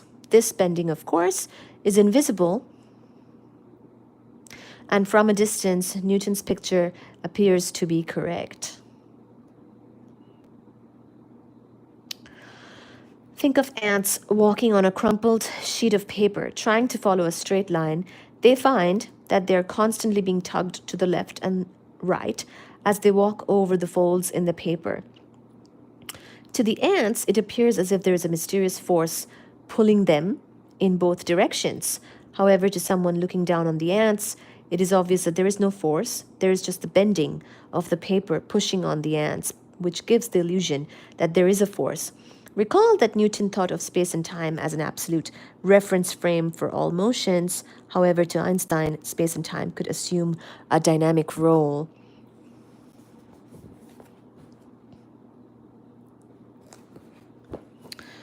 If space is curved, then anyone moving on this stage would think that mysterious forces were acting on their bodies, pushing them one way or the other.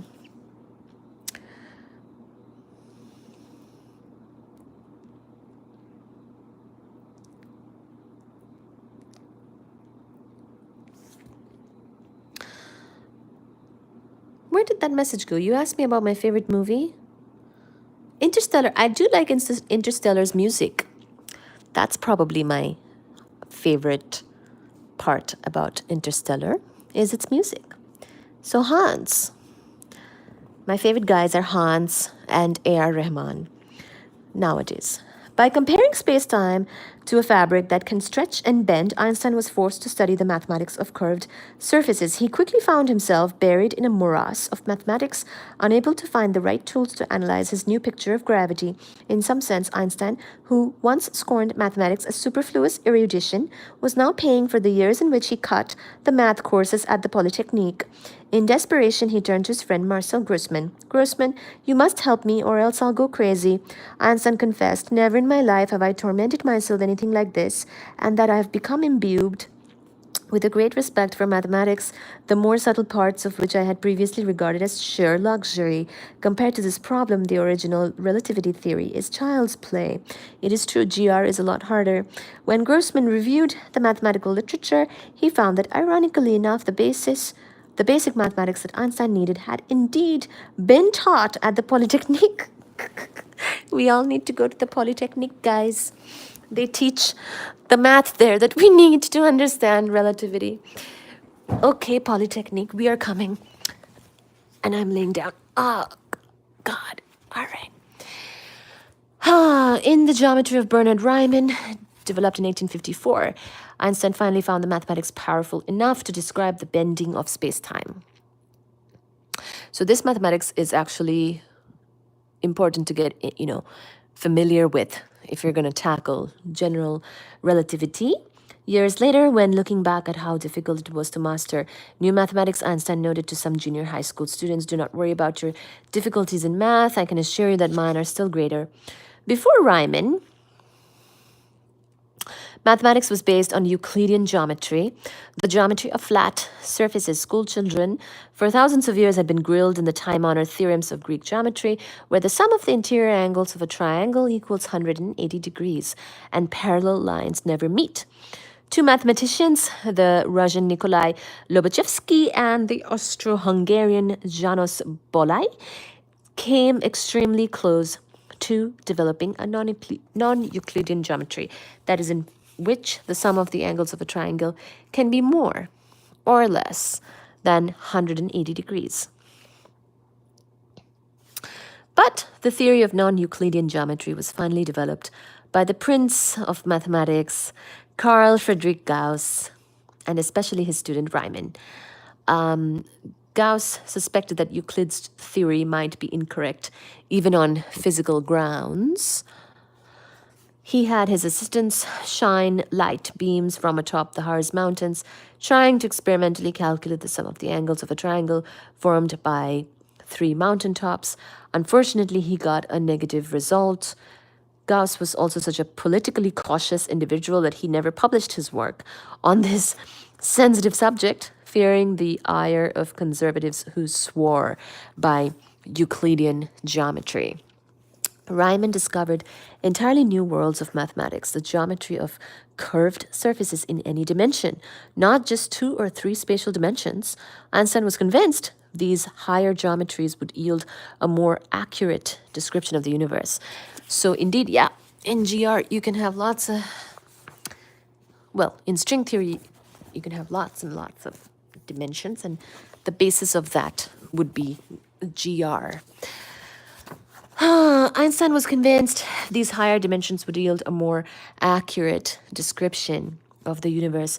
For the first time, the mathematical language of differential geometry was working its way into the world of physics. So, some math people knew this stuff already. In other words, sometimes physicists, they like to do the math that they like, that they need for physics. They don't necessarily like to do the math that is just for the sake of the math, myself included. So maybe this, differential geometry stuff was there, but he didn't really care about it until now. Because for all intents and purposes, if you can get away with Euclidean geometry, which people have understood for 1,000 years or more, why would you do differential geometry? But maybe you need it. Now you need it. Differential geometry, or tensor calculus, the mathematics of curved surfaces in any dimension. So this is the mathematics of curved surfaces in any dimension, not 3, not 4, could be any, okay? Was once considered to be the most useless branch of mathematics, devoid of any physical content. Suddenly it was transformed into the language of the universe itself. Goodness. In most biographies, Einstein's theory of general relativity is presented as fully developed in 1915, as if he unerringly found the theory fully formed by magic. However, only in the last decades have some of Einstein's lost notebooks been analyzed, and they fill in the many missing gaps between 1912 and 1915. Now it is possible to construct, sometimes month by month, the crucial evolution of one of the greatest theories of all time. In particular, he wanted to generalize the notion of covariance.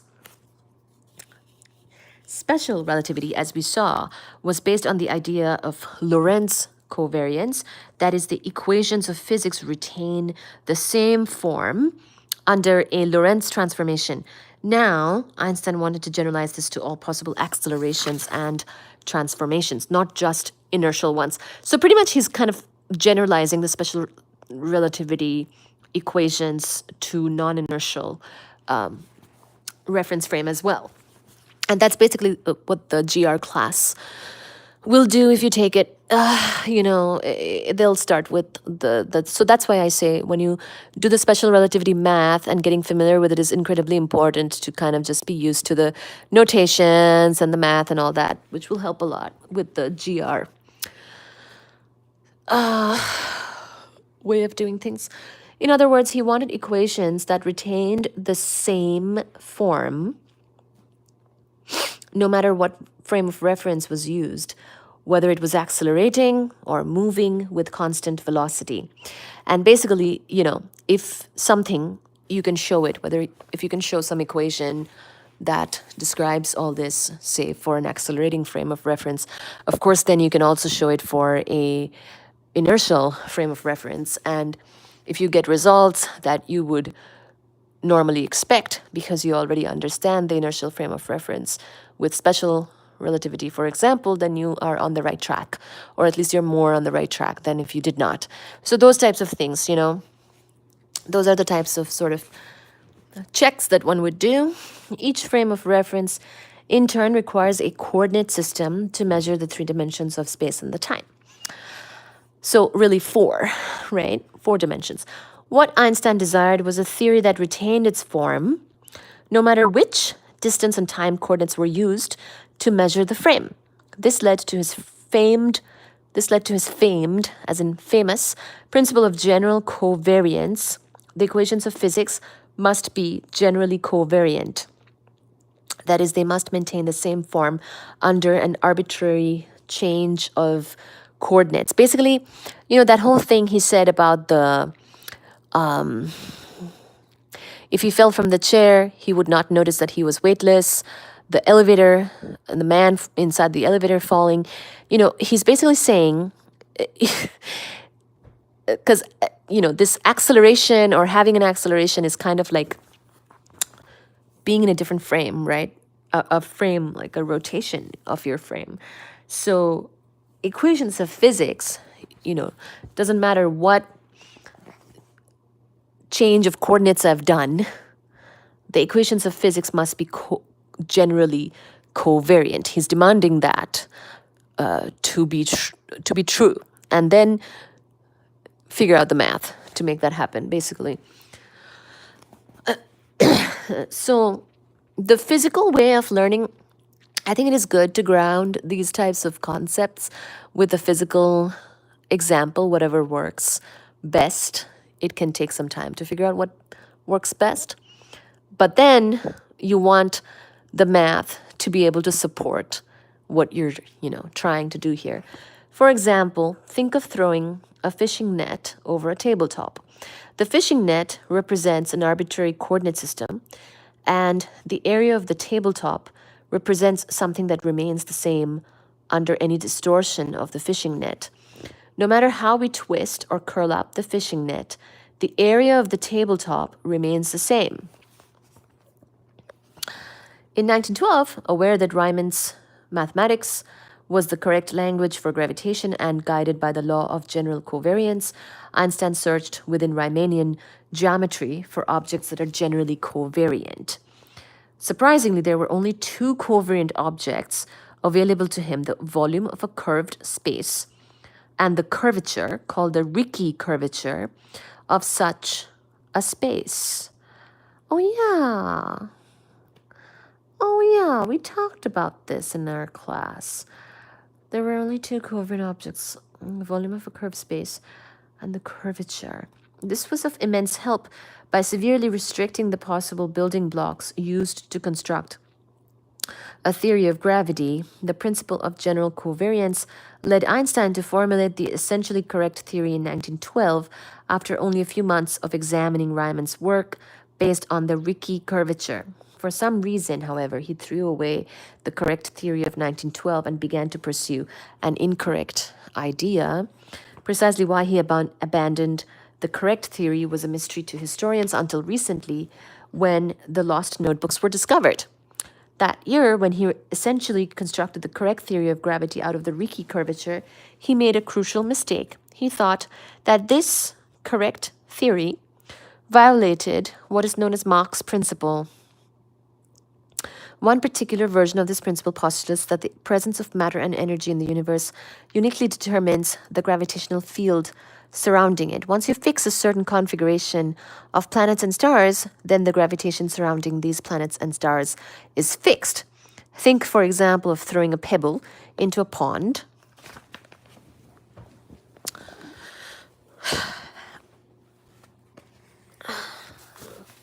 Let me sit. The larger the pebble, the greater the ripples on the pond. Yes. Thus, once we know the precise size of the pebble, the distortion of the pond can be uniquely determined. Likewise, if we know the mass of the sun, we can uniquely determine the gravitational field around the sun. Got it? This is where Einstein made his mistake. That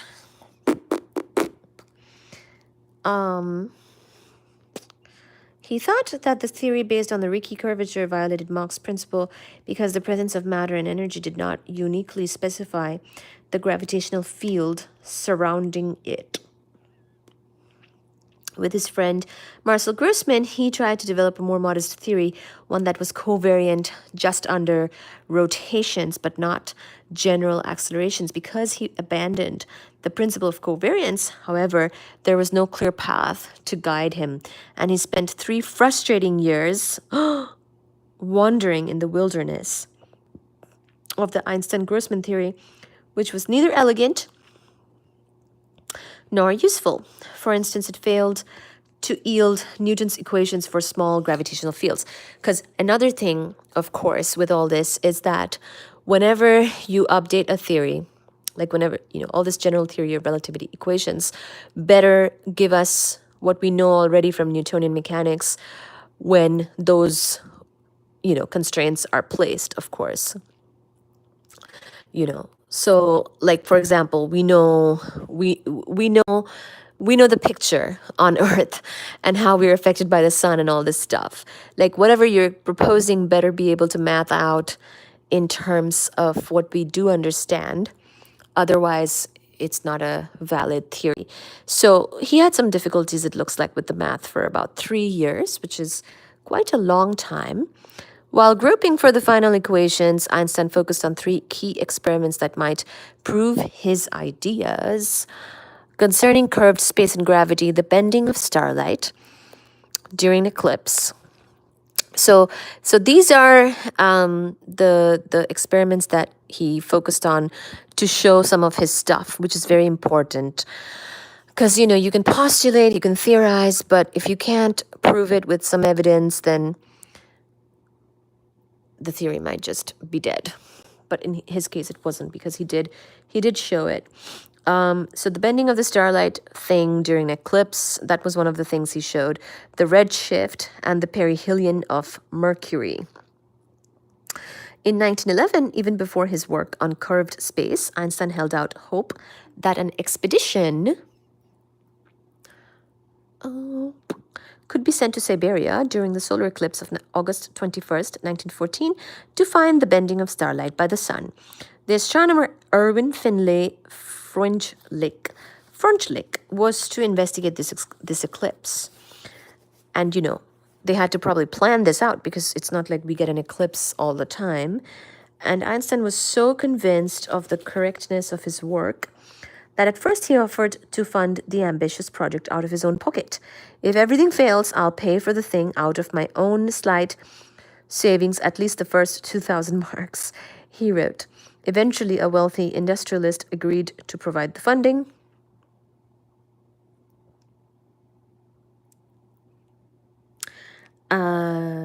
Thank you. Great reading voice. Thank you. Use this as a falling asleep method. You can close your eyes and relax to this reading. Eventually, a great industrialist agreed to provide the funding. Freundlich left for Siberia a month before the solar eclipse, but Germany, that's right. So they wanted to go do this eclipse measurement thing in Siberia. Remember, I was mentioning about the eclipse earlier. Basically, he wanted to see some bending of starlight by the sun, but of course, it would be more possible to measure that during an eclipse because the moon can hide the sun, and then you can measure it during the daytime. And then compare it to another time and see if there was really any bending or not, depending on the position of the sun with respect to the stars. But they wanted to utilize this eclipse, and they needed to go to Siberia. But then Germany declared war on Russia because, of course, this was the time when all of that stuff was happening. Kind of strange, because we live in such war times even now, to some extent. But yeah, there was a lot of war going on at that time. And he and his assistant were oh gosh. So Freundlich left for Siberia a month before the solar eclipse, but Germany declared war on Russia, and he and his assistant were taken prisoner, and their equipment was confiscated. Oh no. In hindsight, perhaps it was fortunate for Einstein that the 1914 expedition was unsuccessful. If the experiment had been performed, the results would not, of course, have agreed with the value predicted by Einstein's incorrect theory, and his entire program might have been disgraced, right? Because the math he was coming up with was wrong. The initial theory he had was correct, but some of the math he did to support that theory in the next few years may have had some issues in it that were still unresolved, and that's why the author is saying that it was probably good that this expedition failed. Sometimes people want to do science experiments and go for these expeditions. My science experiment had an expedition too. It was in Antarctica, actually. That was probably one of the coolest things about my project. And it required an Antarctic expedition. But even in that case, a lot of such expeditions actually don't go through. They don't work, or something happens with the logistics, or apparently someone gets taken prisoner, or something, and it could just fall through and not work out. And then sometimes the science is actually held back, or the experiment at least is held back. So you never know. You never know. There could be so many challenges. Oh, hi, Reese. Hello. Hello, my friend. Haven't seen you in forever. Next, Einstein calculated how gravity would affect the frequency of a light beam.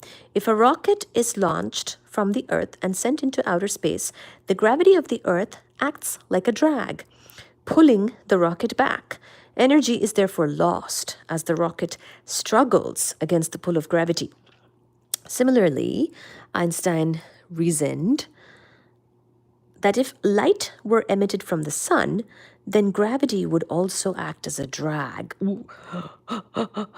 Then gravity would also act as a drag on the light beam, making it lose energy. Oh my God. This is the type of mind-bendy stuff that is hard. Oh, that's right. That's how you get redshift. Oh, frick, man. Frickety frick. The light beam, Einstein reasoned that if light were emitted from the sun, but no, I mean, okay, whatever. You know what?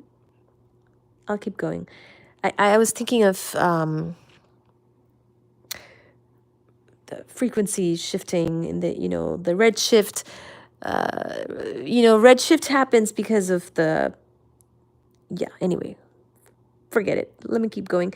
Similarly, Einstein reasoned that if light were emitted from the sun, poor guy, he keeps thinking of the sun because, the sun is the massive body near us and also a source of light. But poor thing, back then we weren't able to measure other things as well. So they depended on our sun. Really not something we would necessarily do now. Then gravity would also act as a drag on the light beam, making it lose energy. The light beam will not change in velocity, but the frequency of the wave will drop as it loses energy, struggling against the sun's gravity. Thus, yellow light from the sun will decrease in frequency and become redder as the light beam leaves the sun's gravitational pull. Gravitational redshift, however, is an extremely small effect, and Einstein had no illusion that it would be tested in the laboratory anytime soon. In fact, it would take 4 more decades before gravitational redshift could be seen in the laboratory. Of course, we see redshift because of a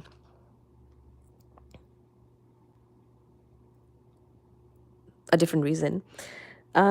Last, he set out, in astronomy that is, he set out to solve an age-old problem, why the orbit of, that's right, So these are some of the these are the examples of the experimental things that he suggested doing.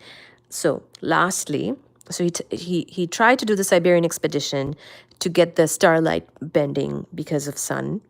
Then he tried to measure gravitational redshift because of the sun and light losing energy and becoming redder. Then lastly, he set out to solve an age-old problem. Why the orbit of Mercury wobbles and deviates slightly from Newton's laws. So, because Newton's laws described our planets and their motion so well for so long, if we can find any little mistake or any little sort of perturbation away from what is understood, that could be sort of an opportunity for this new theory to make its mark. That's why he was going after this wobble. Normally, the planets execute perfect ellipses in their journeys around the sun, except for slight disturbances caused by the gravity of nearby planets, which results in a trajectory resembling the petals of a daisy. The orbit of Mercury, however, even after subtracting the interference caused by nearby planets, showed a small but distinct deviation from Newton's laws. This deviation, called the perihelion, peri meaning near, helion is of course the sun, was first observed in 1859 by astronomer Urbain Le Verrier, who calculated a tiny shift of 43.5 seconds of arc per century. Oh my goodness, per century. That could not be explained by Newton's laws. The fact that there were apparent discrepancies in Newton's laws of motions was not new. In the early 1800s, when astronomers were puzzled by a similar wobbling of the orbit of Uranus, they faced a stark choice: either abandon the laws of motion or postulate that there was another unknown planet tugging on the orbit of Uranus. Physicists breathed a sigh of relief when in 1846 a new planet, christened Neptune, was discovered just where Newton's laws predicted it should be. So look, Newton was so successful, because basically if there's going to be a bigger wobble, a bigger difference, it is probably another freaking planet and not something more subtle, right? And that's how, sometimes mistakes can lead to finding a new planet. Sometimes mistakes can confirm relativity. But Mercury was the remaining puzzle. So we discovered Neptune, boring news by now, because Neptune was discovered in 1846, apparently, quite a bit ago. Oh, hi, Baji. Do you want to be on lap? Okay, Baji wants to be on lap. Come, Baji.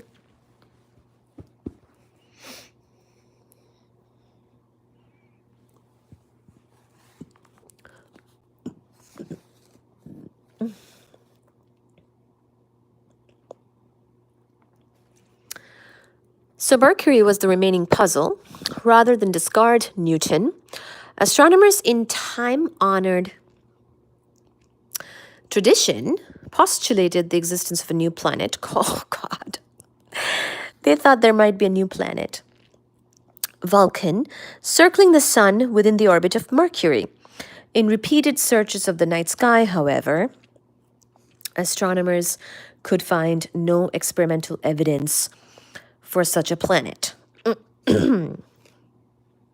But isn't that so exciting? Because in astronomy, a mistake could lead to a planet. That's pretty nice. If by having some wobbling thing or slight deviation from Newton's laws, you discover a whole new planet, then that's not too bad of a way of life. Physicists, of course, hope that it is confirmation of some greater physical phenomena, yet undiscovered, lying in wait, such as a confirmation of a great theory of relativity, because discovering a planet, that's more of an astronomy thing. Discovering new physical phenomena is more of a physics thing. But both are very exciting, of course.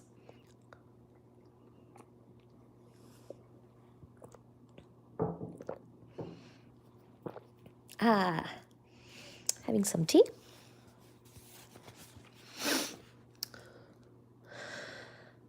So they were looking for this quote unquote Vulcan, thinking it's a new planet.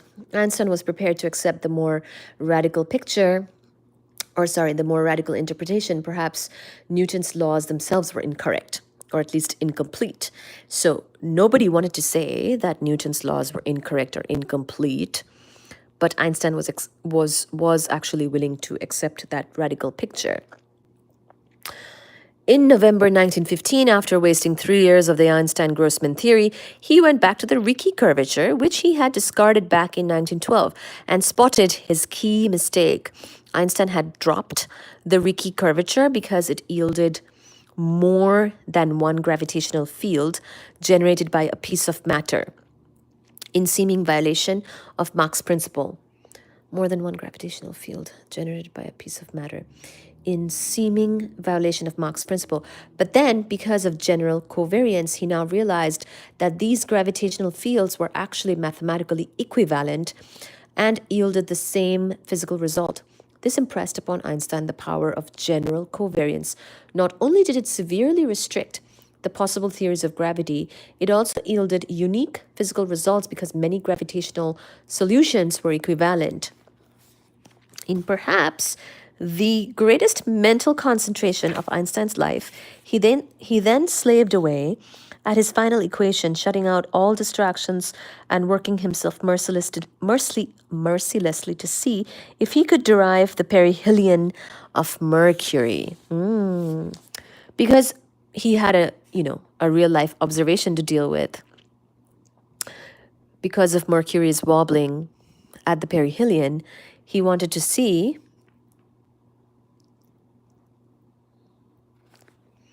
yes, this is the kitty cat, and he's very cute. He wanted to see if he could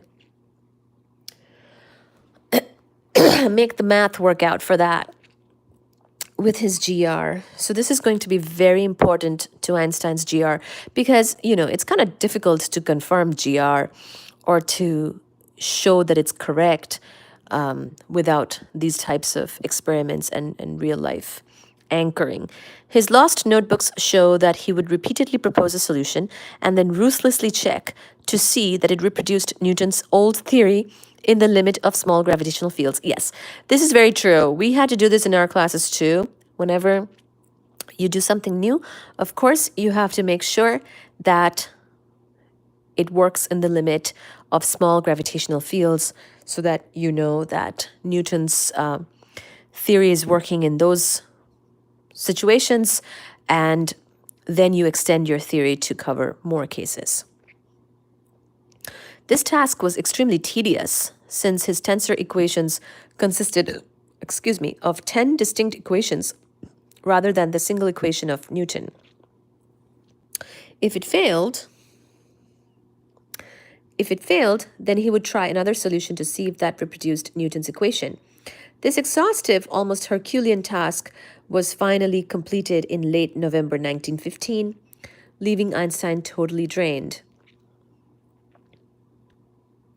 After a long, tedious calculation with his old theory of 1912, he found that it predicted the deviation in Mercury's orbit to be 42.9 seconds of arc per century, well within acceptable experimental limits.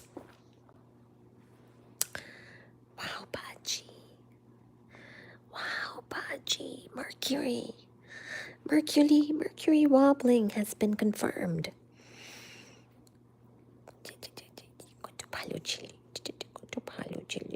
Such a cute boy.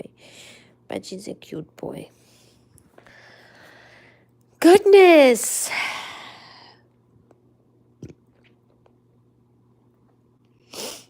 So, Einstein was shocked beyond belief. This was exhilarating, the first solid experimental evidence that his new theory was correct. For some days, I was beyond myself with excitement.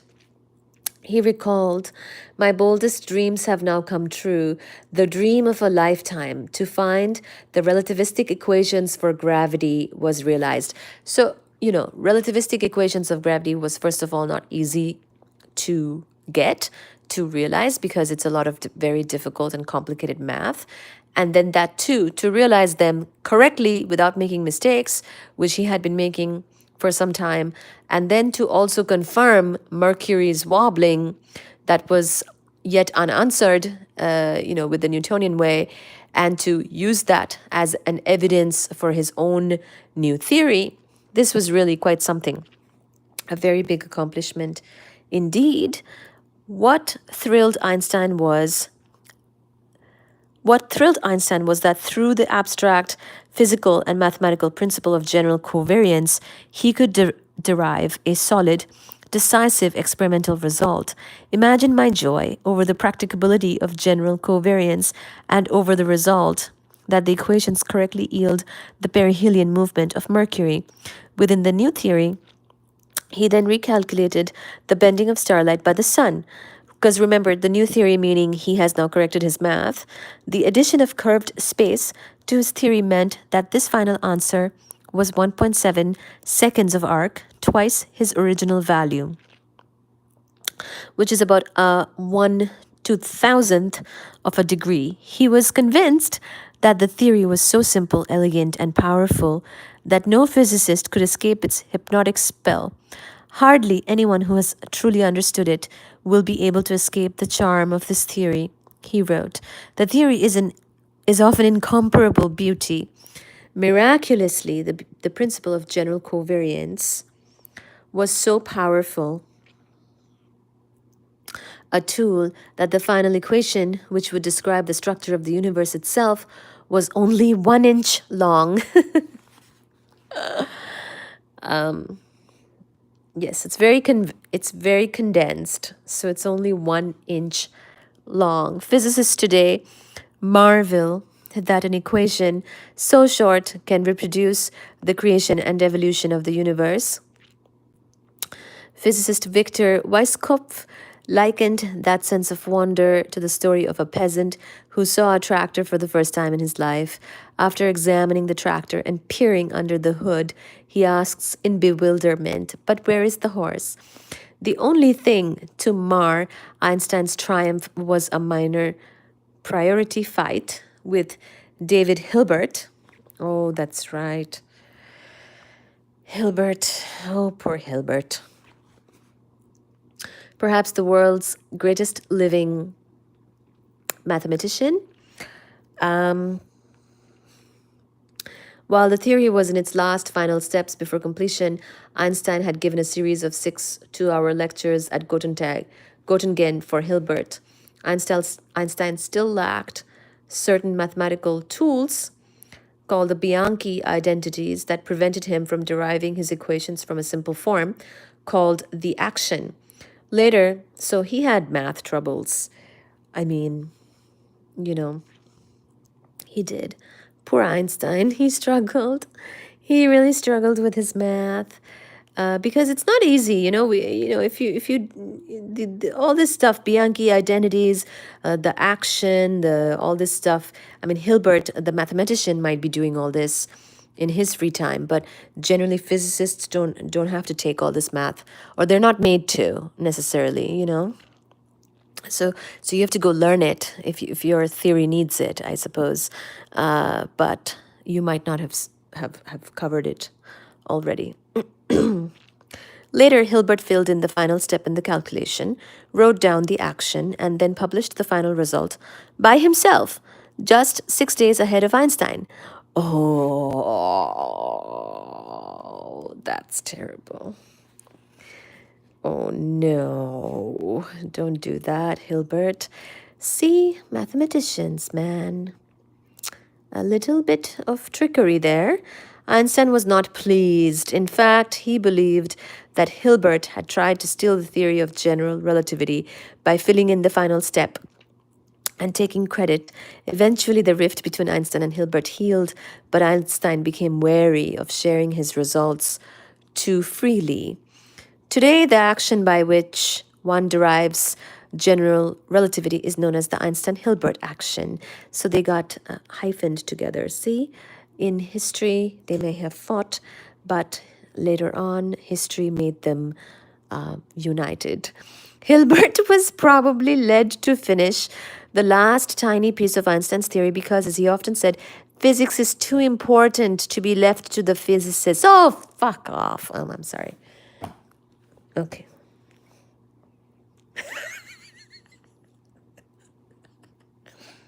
Excuse my French, but Hilbert, you better watch yourself now. Watch yourself, Hilbert.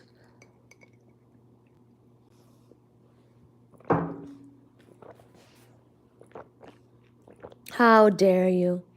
How dare you? Oh my God. Oh, that is so dramatic. He said physics is too important to be left to the physicists. Are you serious? Oh, Hilbert, you can just... Oh my God. Physicists probably were not mathematically skilled enough to probe nature. Oh, shut up! Oh, shut up! So what? So what? Mathematically skilled enough. This view apparently was shared by other mathematicians. Well, I don't hang out with the mathematicians, so I didn't know this because clearly they are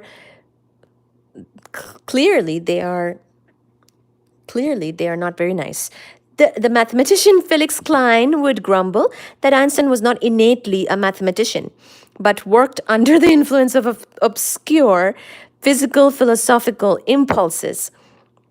That is probably the essential difference between mathematicians and physicists, and why the former have consistently failed to find new laws of oh.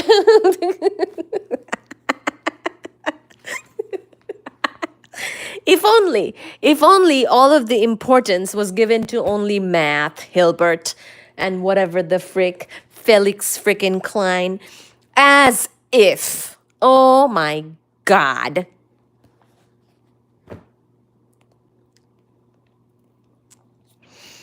Are you serious? See, we need math and we need mathematicians, but only when we want them and need them. Otherwise, we don't want them at all. That is probably the essential difference. Mathematicians deal exclusively with scores of small, self-consistent domains like isolated provinces. Physicists, however, deal with a handful of simple physical principles that may require many mathematical systems to solve. I think that's what it is. It's like, I mean, this is so true. Sometimes you need, like I was saying, sometimes you need the math and you have to learn it because you didn't take the class, because in your physics program it was not really required. So why would you take an extra math class when you could take an extra physics class, you know? And sometimes you don't know that you needed the math for something, because when you're thinking about the physical phenomena or you're coming up with a theory for the physics, you're not necessarily thinking in terms of the math, you know? Like, we do the math when it's needed, when not because we want to do the math.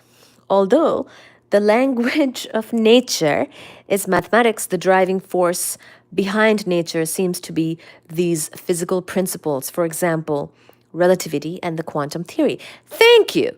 We like to think about physical phenomena, the reasoning of physical phenomena, explaining the physical phenomena. We're not necessarily caught up with the math of it too much, but we do want to do it to prove our concepts. News of Einstein's new theory of gravity was interrupted by the outbreak of war.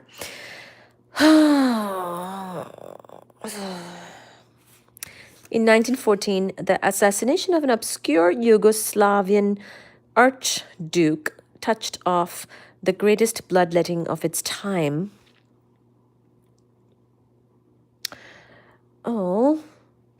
Drawing the British, Austro-Hungarian, Russian, and Prussian empires into a catastrophic conflict that would doom tens of millions of young men almost overnight. Quiet, distinguished professors at German universities became bloodthirsty nationalists. Nearly the entire faculty at the University of Berlin was swept up by the war fever and devoted all their energies to the war effort. In support of the Kaiser, 93 prominent intellectuals signed the notorious manifesto to the civilized world, which called for all people to rally around the Kaiser and ominously declared that the German people must defy Russian hordes allied with Mongols and Negroes, oh gosh, unleashed against the white race. Oh, goodness gracious. Okay. These were in quotes. The manifesto justified the German invasion of Belgium and proudly proclaimed the German army and the German people are one. This awareness now binds 70 million Germans without distinction of education, class, or party. Even Einstein's benefactor Max Planck signed the manifesto, as did Max Planck signed the manifesto, as did such distinguished individuals as Felix Klein and physicists Wilhelm Röntgen, the discoverer of X-rays, Walter Nernst, and Wilhelm Ostwald.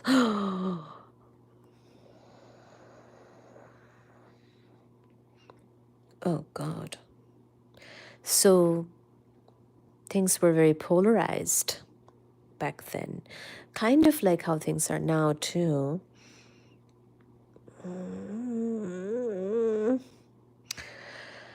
Okay, well, Einstein, a confirmed pacifist, refused to sign the manifesto. George Nikolai, Elsa's physician, was a prominent anti-war activist and asked 100 intellectuals to sign a counter manifesto. Because of the overwhelming war hysteria gripping Germany, only 4 actually did sign it, among them Einstein. Einstein could only shake his head in disbelief, writing, "Unbelievable what Europe has unleashed in its folly." He added sadly, "At such a time as this, one realizes what a sorry species of animal one belongs to."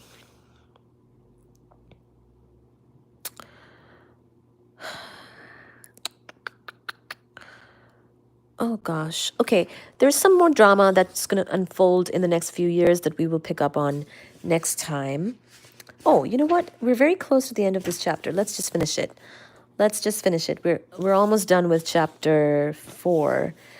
But unfortunately, 1914, of course, is the start of the war, and that's also when, during these exact years between 19 what was it, like 1912 ish to the next few years is when he's working on general theory of relativity. So it's very important years for that.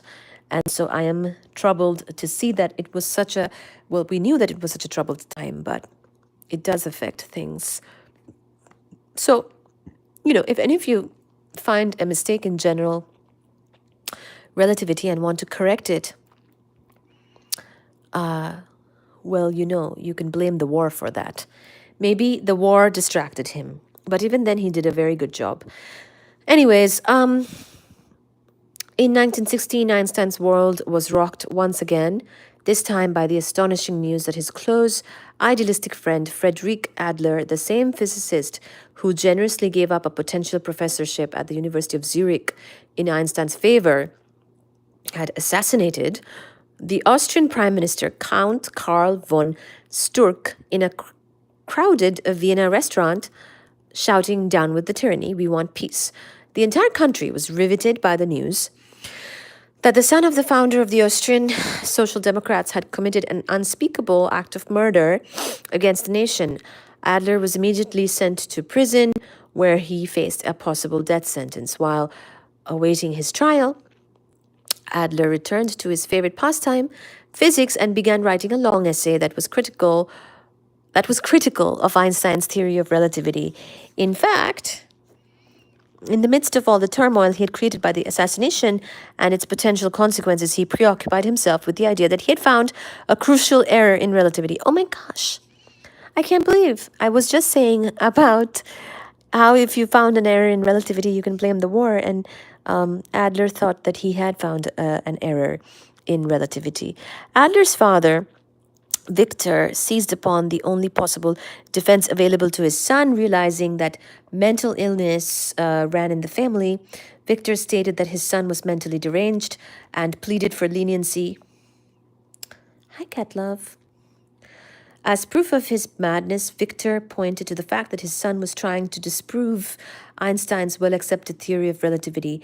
Einstein offered to be a character witness, but he was never called. Though the court originally found Adler guilty and sentenced him to death by hanging, the sentence was later changed to life imprisonment as a result of pleas on his behalf by Einstein and others. Aww. Ironically, with the subsequent collapse of the government after the World War I, Adler was freed in 1918 and was even elected to the Austrian National Assembly, becoming one of the most popular figures in the labor movement. What? Wow. The war and the great mental effort necessary to create, so all this stuff was going on too. It's a politically charged time. It's a very distinct time in history that we speak of today, with when GR was being worked on, and so we must keep in mind all this other stuff that was happening too at that time, which is almost a little too much. Too much stuff was happening at that time. The war and the great mental effort necessary to create general relativity inevitably took a toll on Einstein's health, which was always precarious. He finally collapsed in pain in 1917, suffering from a near breakdown. Oh, so weakened was he by his Herculean mental feat that he was unable to leave his apartment. His weight plummeted dangerously by 56 pounds in just 2 months, becoming a shell of his former self. He felt that he was dying of cancer, but was diagnosed with a stomach ulcer. The physician recommended complete rest and a change in diet. During this period, Elsa became a constant companion, nursing the ailing Einstein slowly back to health. He grew much closer to Elsa and her daughters as well, especially after he moved into an apartment next to hers.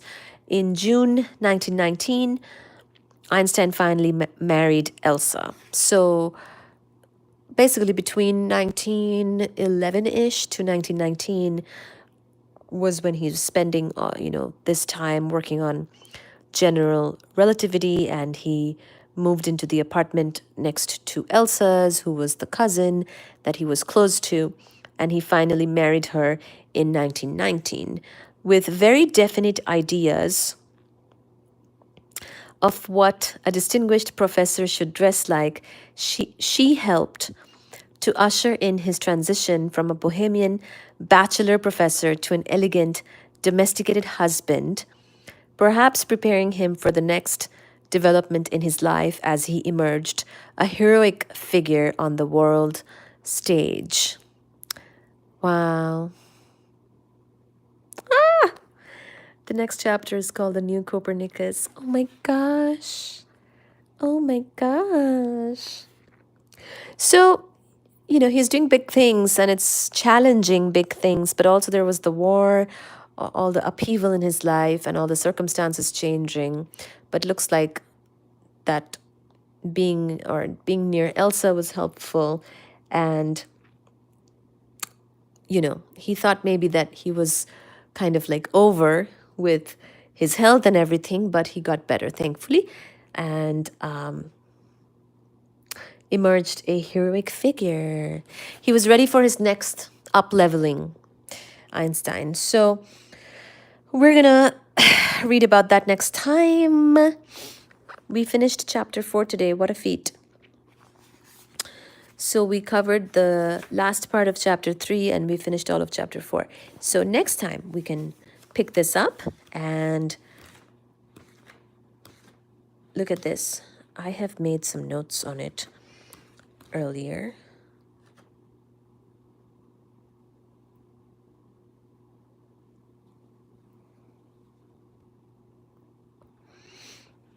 Yeah, I heard about the cyclone in Kolkata from my aunt. Hilbert root theorem. Just screw Hilbert. I'm still mad at Hilbert for saying that physicists cannot be trusted with physics. Good night to Baji and all science fans. See you next time.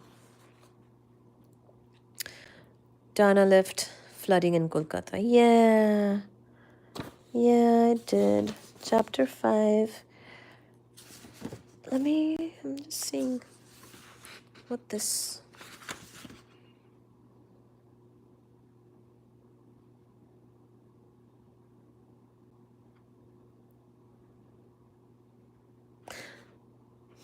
In famous manifesto of 93 German intellectuals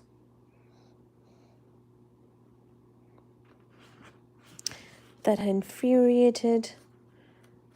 Okay. Reese is saying, oh, sad, I missed the first part.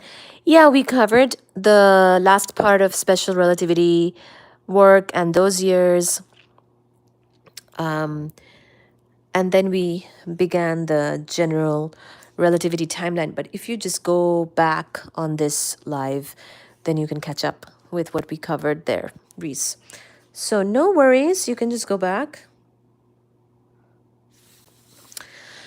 Yeah, I was like, yeah, I was a bit sad today. When I first started, there was like barely anybody, and I was like, should I even read or should I even talk about physics, because people like don't really like it.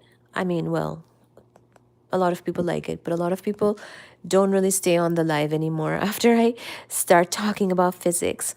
But then I think this is all very interesting, and I wanted to keep on keeping on and continuing this discussion, and we were already in the middle of it.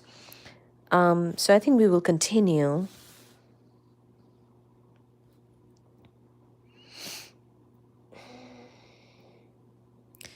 Thank you. Chapter 5 next time.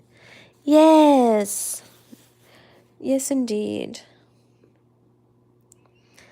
Oh, thank you, Reese. This is my new favorite channel. Thank you. Thank you, thank you, thank you. Look at Baji. Baji's face. He is in lab and we're reading about physics. So,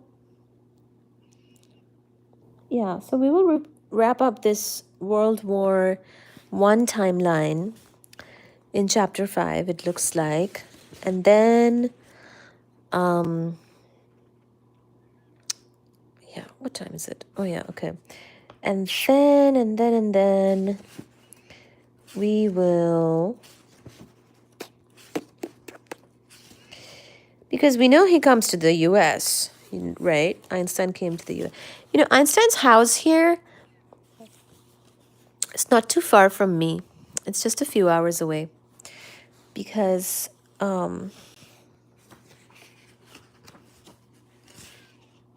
he was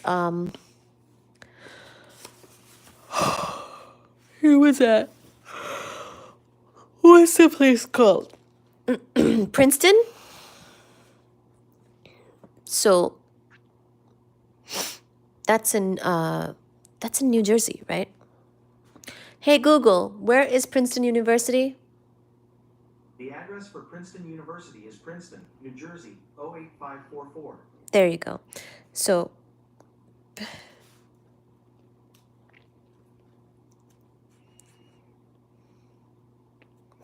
yeah. So since Princeton is in New Jersey and I'm in Boston, New Jersey, New York are not too far. So he had a home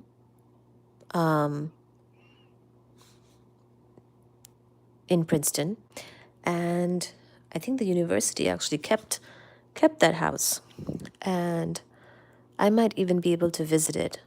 Or maybe it's private. Maybe we can't. I don't know.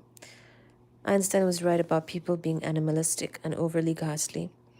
I've never understood wars and the horrible things humans do to each other. Yeah, especially like, the wars. A lot of scientists get involved, of course, in the wars, and they work on the technology that people need to work on for wars. And to some extent, okay, fine, that's needed. But also, it's such a waste. Like when I think of these people who were doing amazing science and then they got involved in like the wars, and like wars are also like really never ending. It's like, what's the point? You know? I just think that's sad that these wars have taken up so much time and effort, honestly. And even now that's going on. It's kind of like we didn't really have these wars for a long time, and then now again we do. So it's almost like the right time to read this book and reflect on the history and what was going on over 100 years ago, because it's relevant. It's relevant to understand. So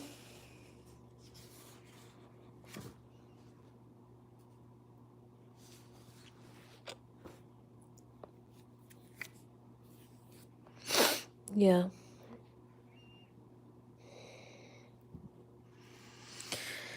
Yeah. Anyways, thank you all for being here. Appreciate you.